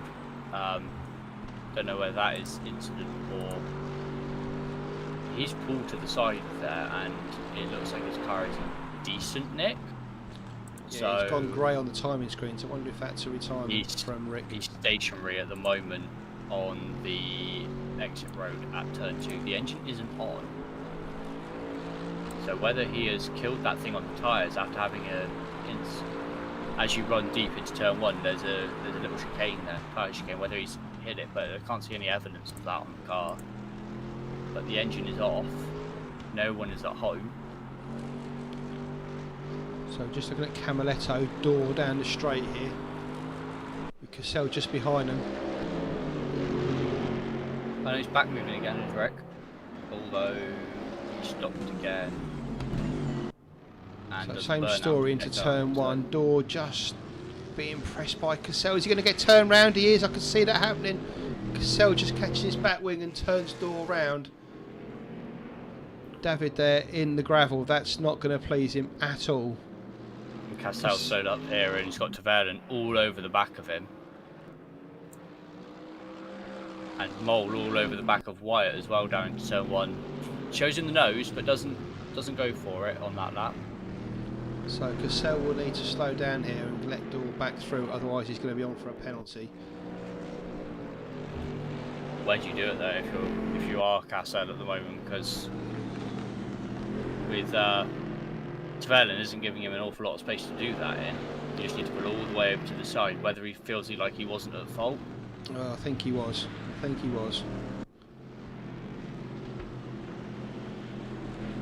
Pavlicek now within 2 seconds of Haas, who has caught back up to Arella a little bit. But So Cassell keeping that position. Dorr lost about 8 seconds there. He will be fuming because I think he just got turned around there by Cassell.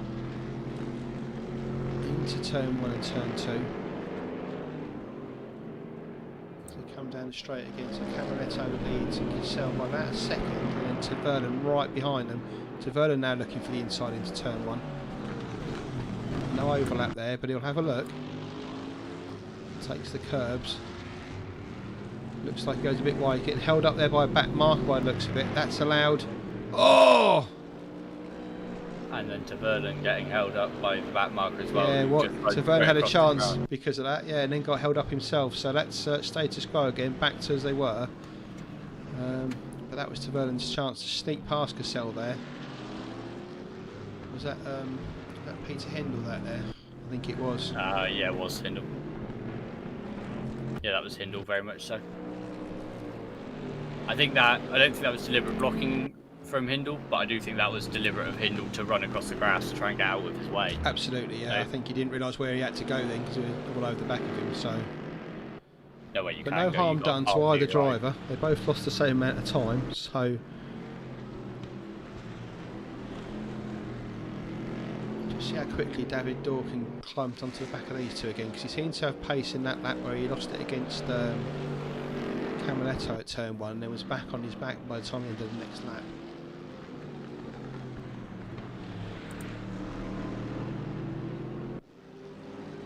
Gap now between Haas and Pavlicek, as you said, down to almost 2 seconds. It was below 2 seconds. Pavlicek had an invalid lap on the last lap. And it's dropped back a bit. So again, Tavernan looks down the inside of Cassell, thinks better of it. Cassell slides it through turn 1. And we're seeing that SLS is where it is at the moment of Camaletto because of Camaletto. That thing does not deserve to be there. These guys are a lot faster than it.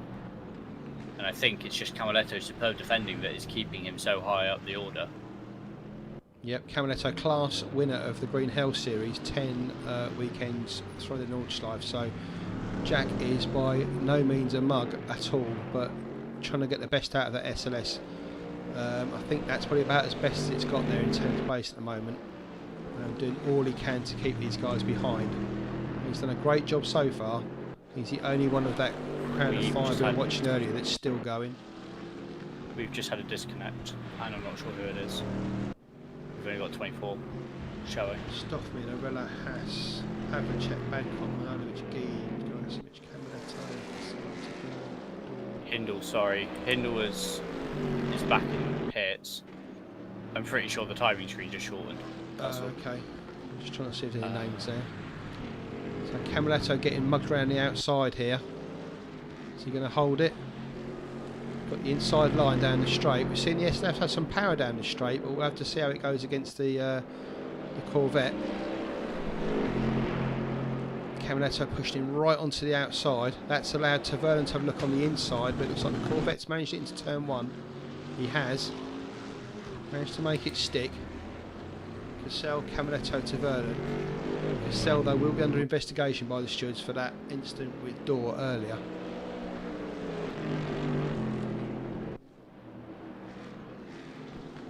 So up to 9th now. Camaletto down to 10th. Tavernan right behind him now, putting pressure on.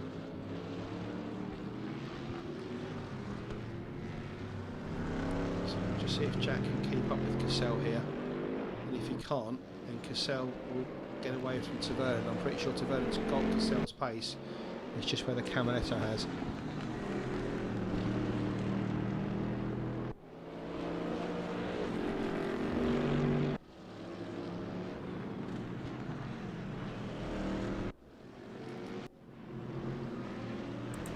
Side by side, Camaletto and Tavernan as they go through the twisty section of the track, side by side, and Tavernan just struggling to get past that SLS there.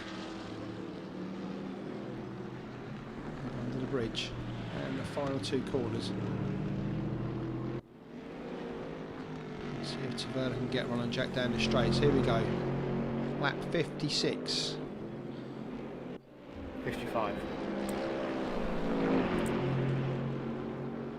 Lap 56, my bad. Alright, I'll let you correct yourself. Tavernan on the outside of Camaletto. Can Camaletto hold this? He hasn't got the ideal line into turn 2, and Cassell just push it. Oh no! Oh, I think Cassell was Taverna was being very gentlemanly there. Could have pushed Jack a little bit wider on there, but he gave him a lot of room, and that's allowed Jack to keep that position. I think Cassell could have just been a little... Taverna, sorry, could have been a little bit more aggressive there and just give Jack a little bit more curb to work with than tarmac. But very fair.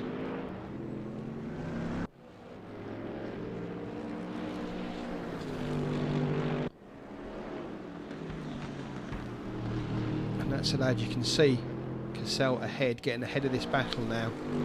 So Taverna's going to want to get past Camiletto here as soon as he can. Just 10 minutes left on the clock.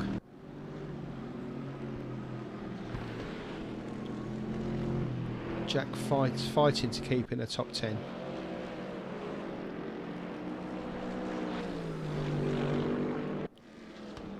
The gap from Pavlicek to Haas now 3 seconds, so Haas just pulling out slightly on Pavlicek.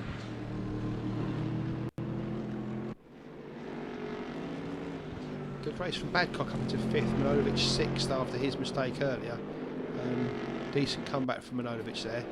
Getting in 7th, hasn't really shown the pace he's shown in other races today, unfortunately, so down in 7th. Here we go, Taverna on Camiletto. Camiletto going for that line into turn 2. 1.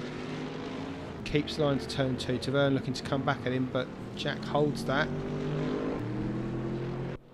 They both get decent drive there, so they're going to struggle there to go down to 3, 4, 5. Jack keeps the place. Good racing for these guys. Very fair, very tight. It's just Taverna again looking around Jack and not really finding anywhere to put that car. Oh, Camiletto goes wide there. You can see Binnersley struggling off there as well, but Camiletto goes wide. That's allowed Taverna to run. We're going to go side by side down this part of the circuit. Camiletto has to give the space up, does he? Oh, Taverna Taverna being so gentlemanly here. He really needs to push this, I think, a little bit more now. There's being fair and there's being very gentlemanly. He might be asking Jack for a date after this if they carry on like this. Taverna, though, obviously coming from ACC, doing a lot of... you can see Stoffmill there struggling there to get past these two as well.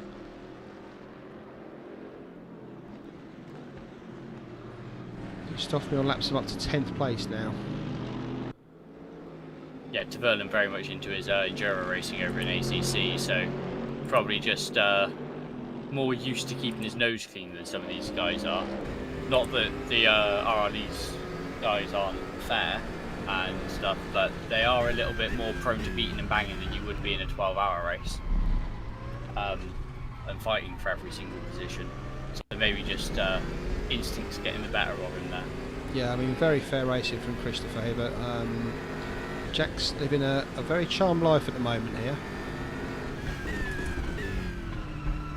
I'm sure if you jumped into Jack's helmet at the moment, charmed is not the word he would use. I'm sure words like bother and blast might be used.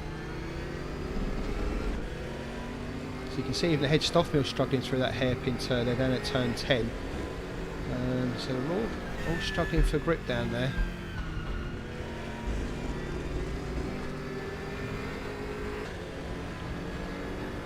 One of those lovely turns, and because it does kind of widen, it's got a wide entry and then kind of pinches and then widens again on exit a little bit.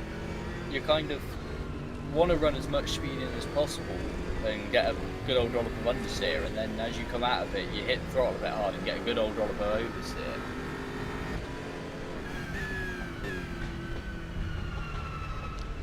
So Taverna getting plenty of TV time here, but this is why he's been on Camiletto's tail for around 5 or 6 laps now.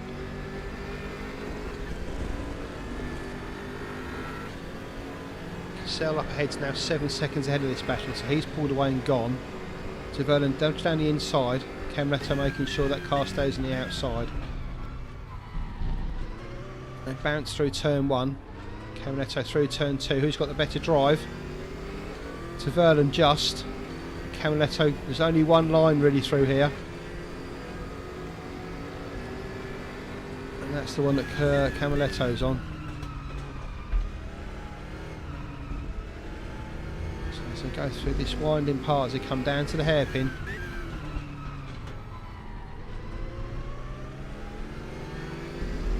Both getting good drive out of there. Just as there is a little bit of space between them here and nothing really to overtake for in the next seconds.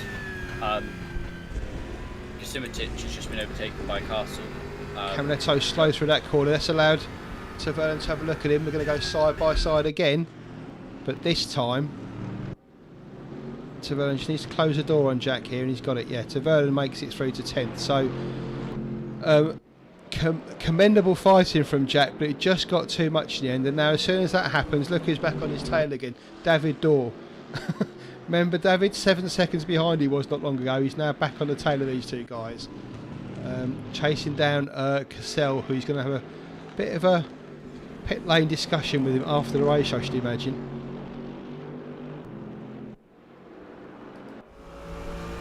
Yeah, sorry, Castle ahead of Kosimitic, and I realised now who it was that disconnected. It was Petter Peck. He is no longer in the Ah, Peck's gone, you're right.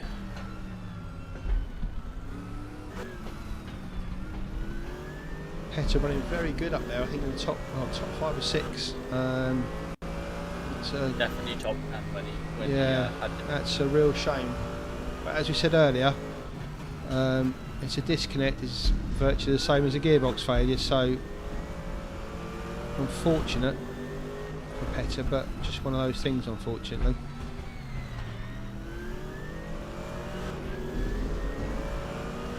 I hope by the end of this broadcast you can paint the back of that SLS, because we've looked at it so many times during this race. Seems to be all we've done is look at the back of Jack Camaletto. You can't do it in its own colours though, only in the colours of the cars that have been around it for the race. We'll just take this moment, if you've gotten this far in the stream, please like and subscribe, do all the good stuff, comment down below, all of that YouTube chill stuff. We will be here for the finale in 2 weeks' time. We'd love to see you there. Yeah, these videos get 150 views and 10 likes, so unless somebody's watching it 15 times, come on guys, hit that thumbs up button for us, please. And with 3 minutes about to click over on the clock, Radek 1.1 behind Haas. Yeah, just see that. You Just can to see get the gap there. spicy. You can see the gap there between Pavlicek and Haas. This is for the final place on the podium. Oh, Pavlicek, what's happened there? Oh, I'm not going to commentate on this anymore, mate. I can't do it anymore. Oh my god. So Radek loses his chance here to go third by the looks of it. Max now 7 seconds ahead of Radek after that spin at the penultimate turn. And I think for the next 3 minutes I'll just shut up.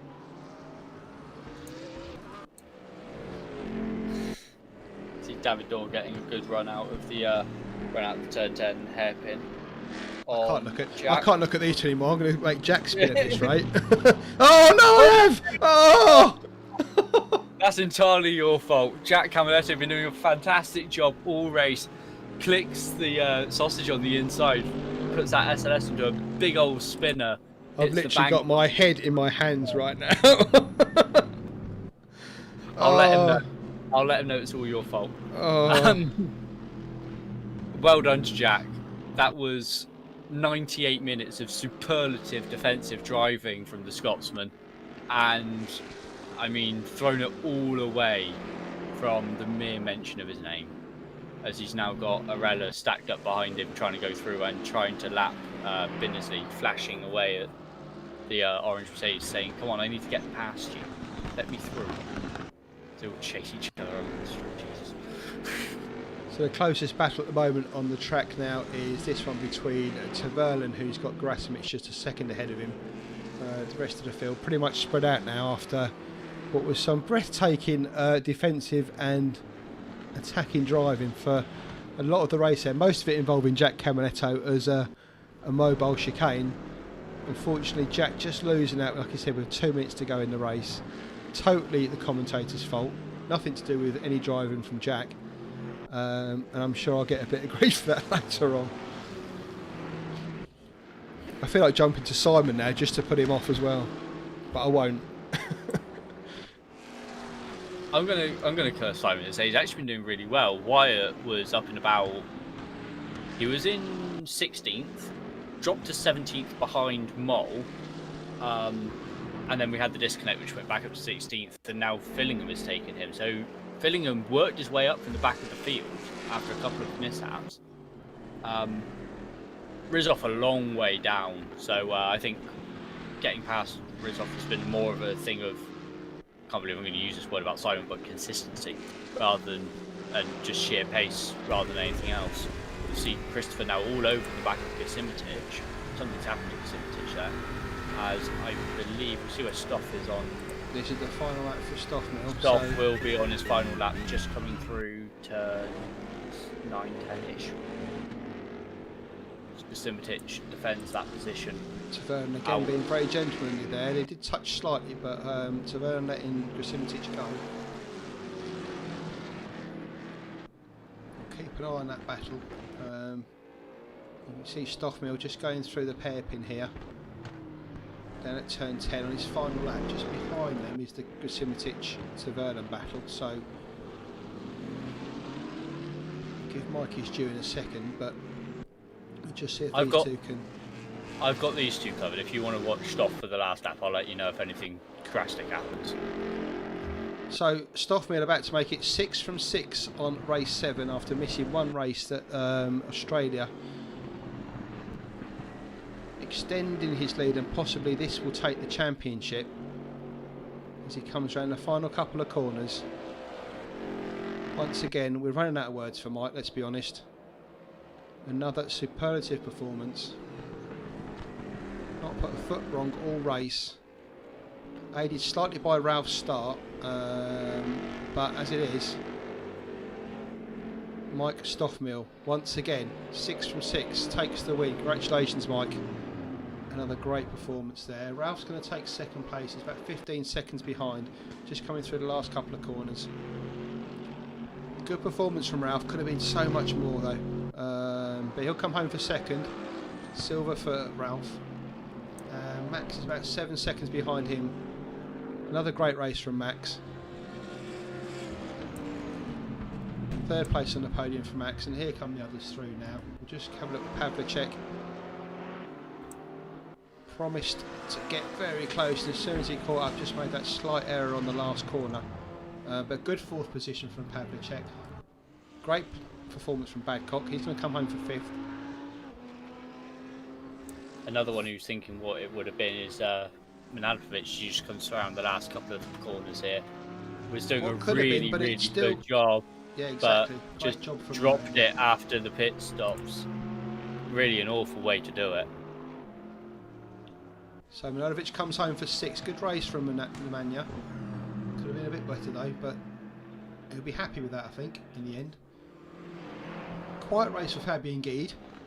Comes home in 7th. Good performance, but he'll want a bit more from that as well, but he'll be happy, I think. Cassell's going to come home for 8th, and I think he's going to be one of the last ones, I think, to finish. I think the others have been lapped, I think. In fact, Cassell looks like he's going fairly slowly here, so it may well be that he's actually finished as well. Yep, there we go. So, just to confirm, once again, all the cherries for Stoffmill. Fastest lap, pole position and race winner at Autodrom Most here in the Czech Republic. Ralph Varela second, Max Haas third, Pavlicek in his Porsche down in fourth. Badcock, Manojlovic, Guide, Cassell, Gerasimic and Severnon round out the top 10. David Dorr in 11th after that battle with Camaletto. Nigel Wood, good race from Nigel, teammates with Camaletto up to 13th. Jim Britt managed to struggle that McLaren up to 14th, decent race from Jim. Andre Moll, after a few little errors, finds himself down in 15th place today. He'll want better than that. Wyatt, Fillingham, Rizov, Binnersley and the rest of them.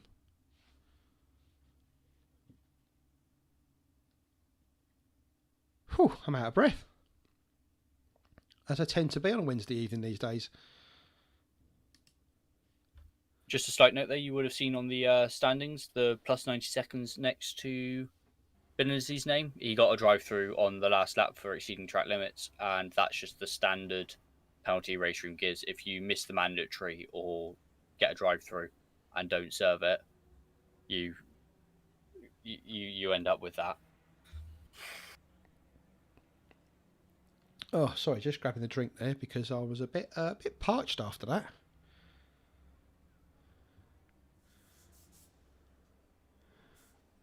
Oh dear.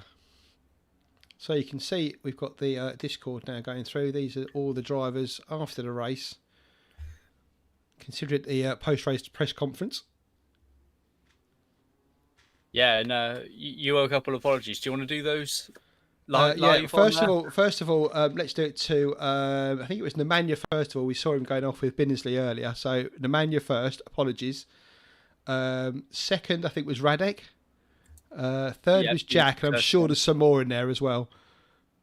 Yeah, I'm sure David Dorr as well. I think one of the chicanes that was down to me as well. So I think everyone's been cursed by me today. I think we did Simon at one point as well, didn't we? I'm always doing Simon every race, though. To be fair, so I don't think that really matters, does it? I'm just saying, 5 cursings in one night for you isn't exactly a record. Yeah, I do feel like a bit of a witch tonight. I've got to be honest.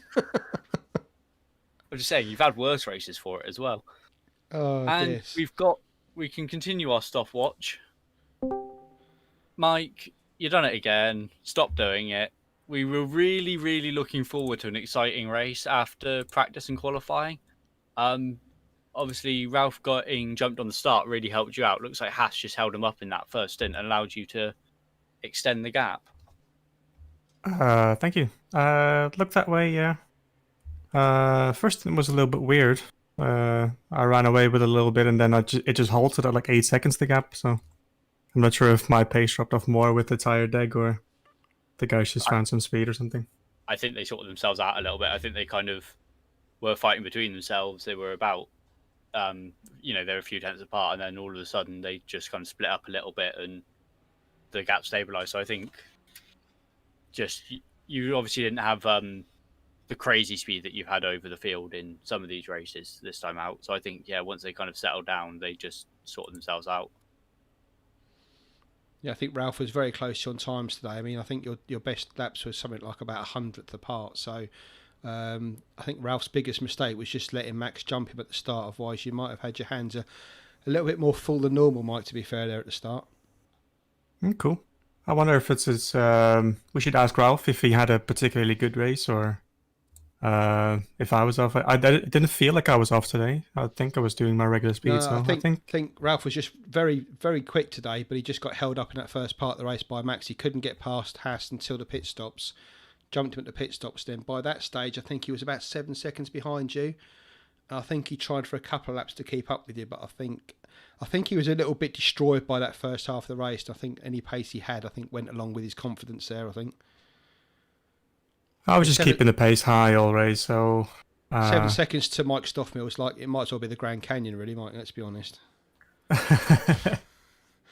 He did a really good job. I imagine he just had trouble keeping up the pace the entire race long. It looked like he dropped off a little bit at the end there. I think, probably just securing second place more than anything. Yeah, I think... Ralph was behind Haas for a long time before the pit stops happened. So I think, once he came out ahead, he just kind of decided... He obviously used a bit of pace to build the gap to Haas. But then Haas had a bit of an incident, so I think he just backed off then a little bit and was like, well, I've got second place. There's no point pushing it and doing something stupid. What do you think of this track, Mike? Is it one of your favourites or just another one of the tracks? Wouldn't say it's one of my favourites, but of the smaller circuits, it's definitely a better one. Like this is better than Zolder, for example. Yeah, because it's quite a busy circuit. I mean, you've got 2.5 miles, as you said. It's quite a short lap, but you seem to be like on the steering wheel all the time. It's a lot of judging coasting speed on Apex, basically. Like every single Apex you do here, you have to coast. There's almost no throttle on Apex here, so being able to judge that correctly every single lap is pretty much paramount to getting your lines correct here. So as you come out of the hairpin down at turn 10, you go up that straight. Is that flat through there, or you're having to lift as you go up there? That right-hander? Yeah, as you come to that tight right hander at the bottom of the track, then you got there's like a right kink and a left kink before you get to a right turn. Is that flat for you, or do you have to lift through there? No, it's like a tap of the brakes and then coast until the apex, and then on the apex you can floor it if you get it right. Right. Okay. You couldn't really tell from the stream if it was a flat track or if it was like you say, a lift and coast through there. So, but How still, was another the, great performance, Mike. 6 from 6 now. I don't know if that's just got you the championship. I'm not sure. But if you haven't, it's very, very close. Did Ralph qualify second? He did, Ralph yeah. qualified second, yeah. Yeah, I don't imagine I'd have it then. I'm like 6 points off then or something from having it. Yeah, something like that. So you will have to go down to Road America then to clinch it. Yep. Yeah. You'll have to turn up, Mike. You'll have to make sure you're there. What do you reckon? Should I start from the back that race or something? Should give you some ballast. We'll just put Ethan on board. Ballast is not nice to drive with actually. I'd rather start out of position than race with ballast. We'll put you in a GT4 car. Put you in the Alpine. You'll still beat them. It's fine. No. That's a bit overestimation of my ability.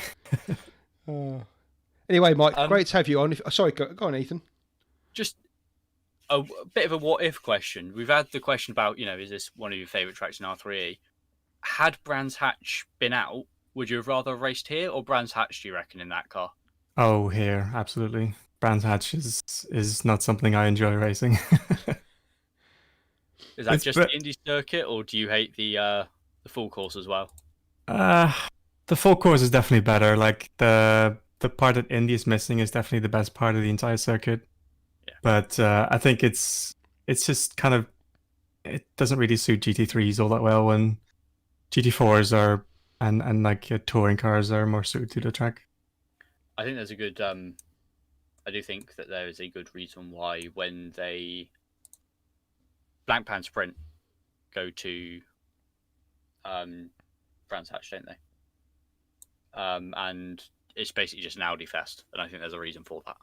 Yeah, it's just one of those tracks where you can't really set up an overtake unless you're like a second faster. So, like I kind of call them like mistake to overtake tracks. Yeah, which usually isn't the most fun. And here you can actually set up different lines, especially through like the middle sector, or like once you start getting into the third sector, you can kind of vary your lines a little bit to offset your exit speeds to set up an overtake. And there's of course the really harsh braking into turn 1. we were saying as well during the stream that we saw actually Camaletto doing some fantastic defensive driving at turn 1, taking the wide line, running it in deep, and just holding the apex on turn 2. From the offboards, it very much looked like the last couple of turns are analogous to the last couple of turns at Red Bull Ring. Is that something that you feel in the car? It's a similar sort of flow to it? The first one, like the second to last corner of Red Bull, yes, but the last corner of Red Bull Ring is very unique with that sausage on the inside and like the runoff on the outside. It's a little bit different, but yeah, the second to last can kind of be compared. Of course, this one's uphill. Red Bull's downhill. Yeah, you got that. You're just looking at the flow of it, and you've kind of got a wider, faster penultimate turn and then a tighter second turn. And you almost kind of take it not quite as one, but very quickly one into the next. Like I say, from the offboards, it looks like, again, apart from elevation and the big sausage curve on the inside of Red Bull Ring, but it looks like you would drive them in a very similar way, those two sections of track. Yeah, the last corner here is just very much a setup test, really. Like, do you have your preload in the correct position, basically? That's what that corner asks for. Are you feathering the throttle through there, Mike, or are you letting it coast through there? It's just a slight lift of the throttle to get your line set up correctly, and then it's just full throttle all the way through. Super. Well, once again, Mike, another great win, and yeah, we've got to turn up to Road America, as you say, to get the championship. It looks like it's pretty much sewn up, so yeah. Should we let you go, Ethan? Should we let him go? Yeah, we'll let him go. As Simon seems to think that you are actually champion with that. Ah, It's been put on race app. I'm going to go and double check that in my spare time, and I'll let you know ahead of next race because I don't trust Simon's maths. Sorry, force of habit. It's not correct. I'm only 104 ahead. So if Ralph gets pole and wins, then he can still clinch it. Yep, and you would have to score. I have to score 7 points basically, or 6 points if you want to tie break it with the wins. 660 against 556. So you're right, Mike. 110 points next race would give it to Ralph if you don't finish. So yeah, I think Simon's just done a bit of a Joe Biden on you there, mate. You haven't quite won it yet, but you're almost there. I was aware of it. And Simon Fillingham, you have been showed up on stream again, mate. Thank you very much. Thank you very much for your time, Mike. Hopefully you're here for Road America. I'm a big fan of. I'm a big fan of the challenges, so I would like to see you start from the back. I'm sure the competitive nature of you will not allow you to. No, it might be a bit of fun, but the thing is always like I don't want it to be all about me, right? People are racing for their own championship and battles. Like I don't necessarily want to get involved with that. That's so we'll see. Yeah, and it wouldn't be Mike Stoffmill if you weren't at the front every lap, would it? So anyway, thanks again, Mike, for jumping on the stream rather, and congratulations on yet another win. Thanks for coming on. Thank you very much. Good night, guys. Cheers, Mike. Good night. Night. So they've done it again, haven't they? Realistically, we've sat here for 2 hours nearly, over 2 hours, and we've had another great race on a Wednesday evening. What a shocker. I'm going to say this is such a great series. Every race is thrown up something completely different and completely... exciting is not really the word. It's better than that, but it has been literally... Yeah, edge of the seat stuff tonight. Like I said, if you don't know the back of Jack Camiletto's Mercedes by now, there's not much more we can do. We've given you every chance. And I'm sure Jack's pretty much knackered after that. And I'm sure pretty much most of the others are as well. Max Haas as well. Struggling to get that Audi round into third position today. Good race from Max. I should imagine that's quite a hard one to take for Ralph, because he was trying really hard today to get on the back of Mike, and that start just killed him, I think Haas is a bit lucky, to be honest with you. You can argue that he wouldn't have been quite as close to Radek had he not had the incident that we missed, or assumed incident that we missed. But yeah, it looks like a number of drivers here kind of will be left wanting more. And I'm sure they'll be left wanting more over the Christmas break as well, after what I'm sure will be an amazing race at Road America. Yeah, I think that's what I was trying to say on the breakdown, mate. It's like a lot of them would have wanted better today and will be disappointed that they've made errors. But the fact is, they all kind of made the same error and lost the same amount of time. So they all kind of finished where they should have done, but they'll all be really upset about it. Absolutely. I think it'll be a good one. I'm going to throw it out there now. We haven't talked about this, but I'm no good in the GTM 20 cars, and I think that's going to be a rip-roaring season. Yeah, that will be, because nobody's driven those before really in anger, have they, on this series? So obviously, because it's not 2020. in this league, no. Obviously, there are leagues. I think there are leagues on race app and stuff are currently ongoing. However, yes, not in this series and not with this set of drivers. And we know that some of these guys are very quick at jumping in any car and being on pace. And we know that others sometimes take a couple of rounds to get into it. But I will guarantee that we will see tight racing. Because I believe the Carrera Cup cars as well will be fixed setup, I think is the plan. So we will see beating and banging in those, and probably the odd bent body paddle in the DTM series as well. Do fixed setups include trainer wheels? Stabilisers? No, sadly not. Are you sure? Because I'll need those. I'll need 6 wheels. Big lump of lead at the bottom to stop it rolling over. I know Mike was saying he didn't want ballast. I want all the ballast I can get. I literally want 300 tons in that car so it doesn't go anywhere. Oh, dear. That's another series to look forward to. Anyway, what have we got coming up this weekend? We've got the Audi TTs as always. Next week we've got, is it the final race in the GT4 or one more to go? I think there's one more to go after that. So GT4 Championship next Wednesday. That's in Assetto Corsa. And then we've got a gap the weekend after. I'm not sure what we're doing on that one. And then back here in a fortnight's time for the last race at Road America. We heard there Mike Stoffmill literally within touching distance of the victory, but they're still counting the vote in Pennsylvania. So should we leave it there, Ethan? Or you got something else to say? Can we go to Road America now? We get all the chaps in the server. Get them back on. I'm ready to go again. Yeah, that was just a warm up. Let's get to Road America now. But no, if you have a good one. Yeah, we'll see you in 2 weeks' time. Hey, mate. Ta-ra. Okay. So yeah, see you in 2 weeks' time, guys. Thanks for watching today. Don't forget, like, and if you haven't subscribed already, give us a subscription. And get on here for 2 weeks' time to see the final race in this series. But from me and from Ethan, we will see you in 2 weeks' time. Cheers, guys. Take care.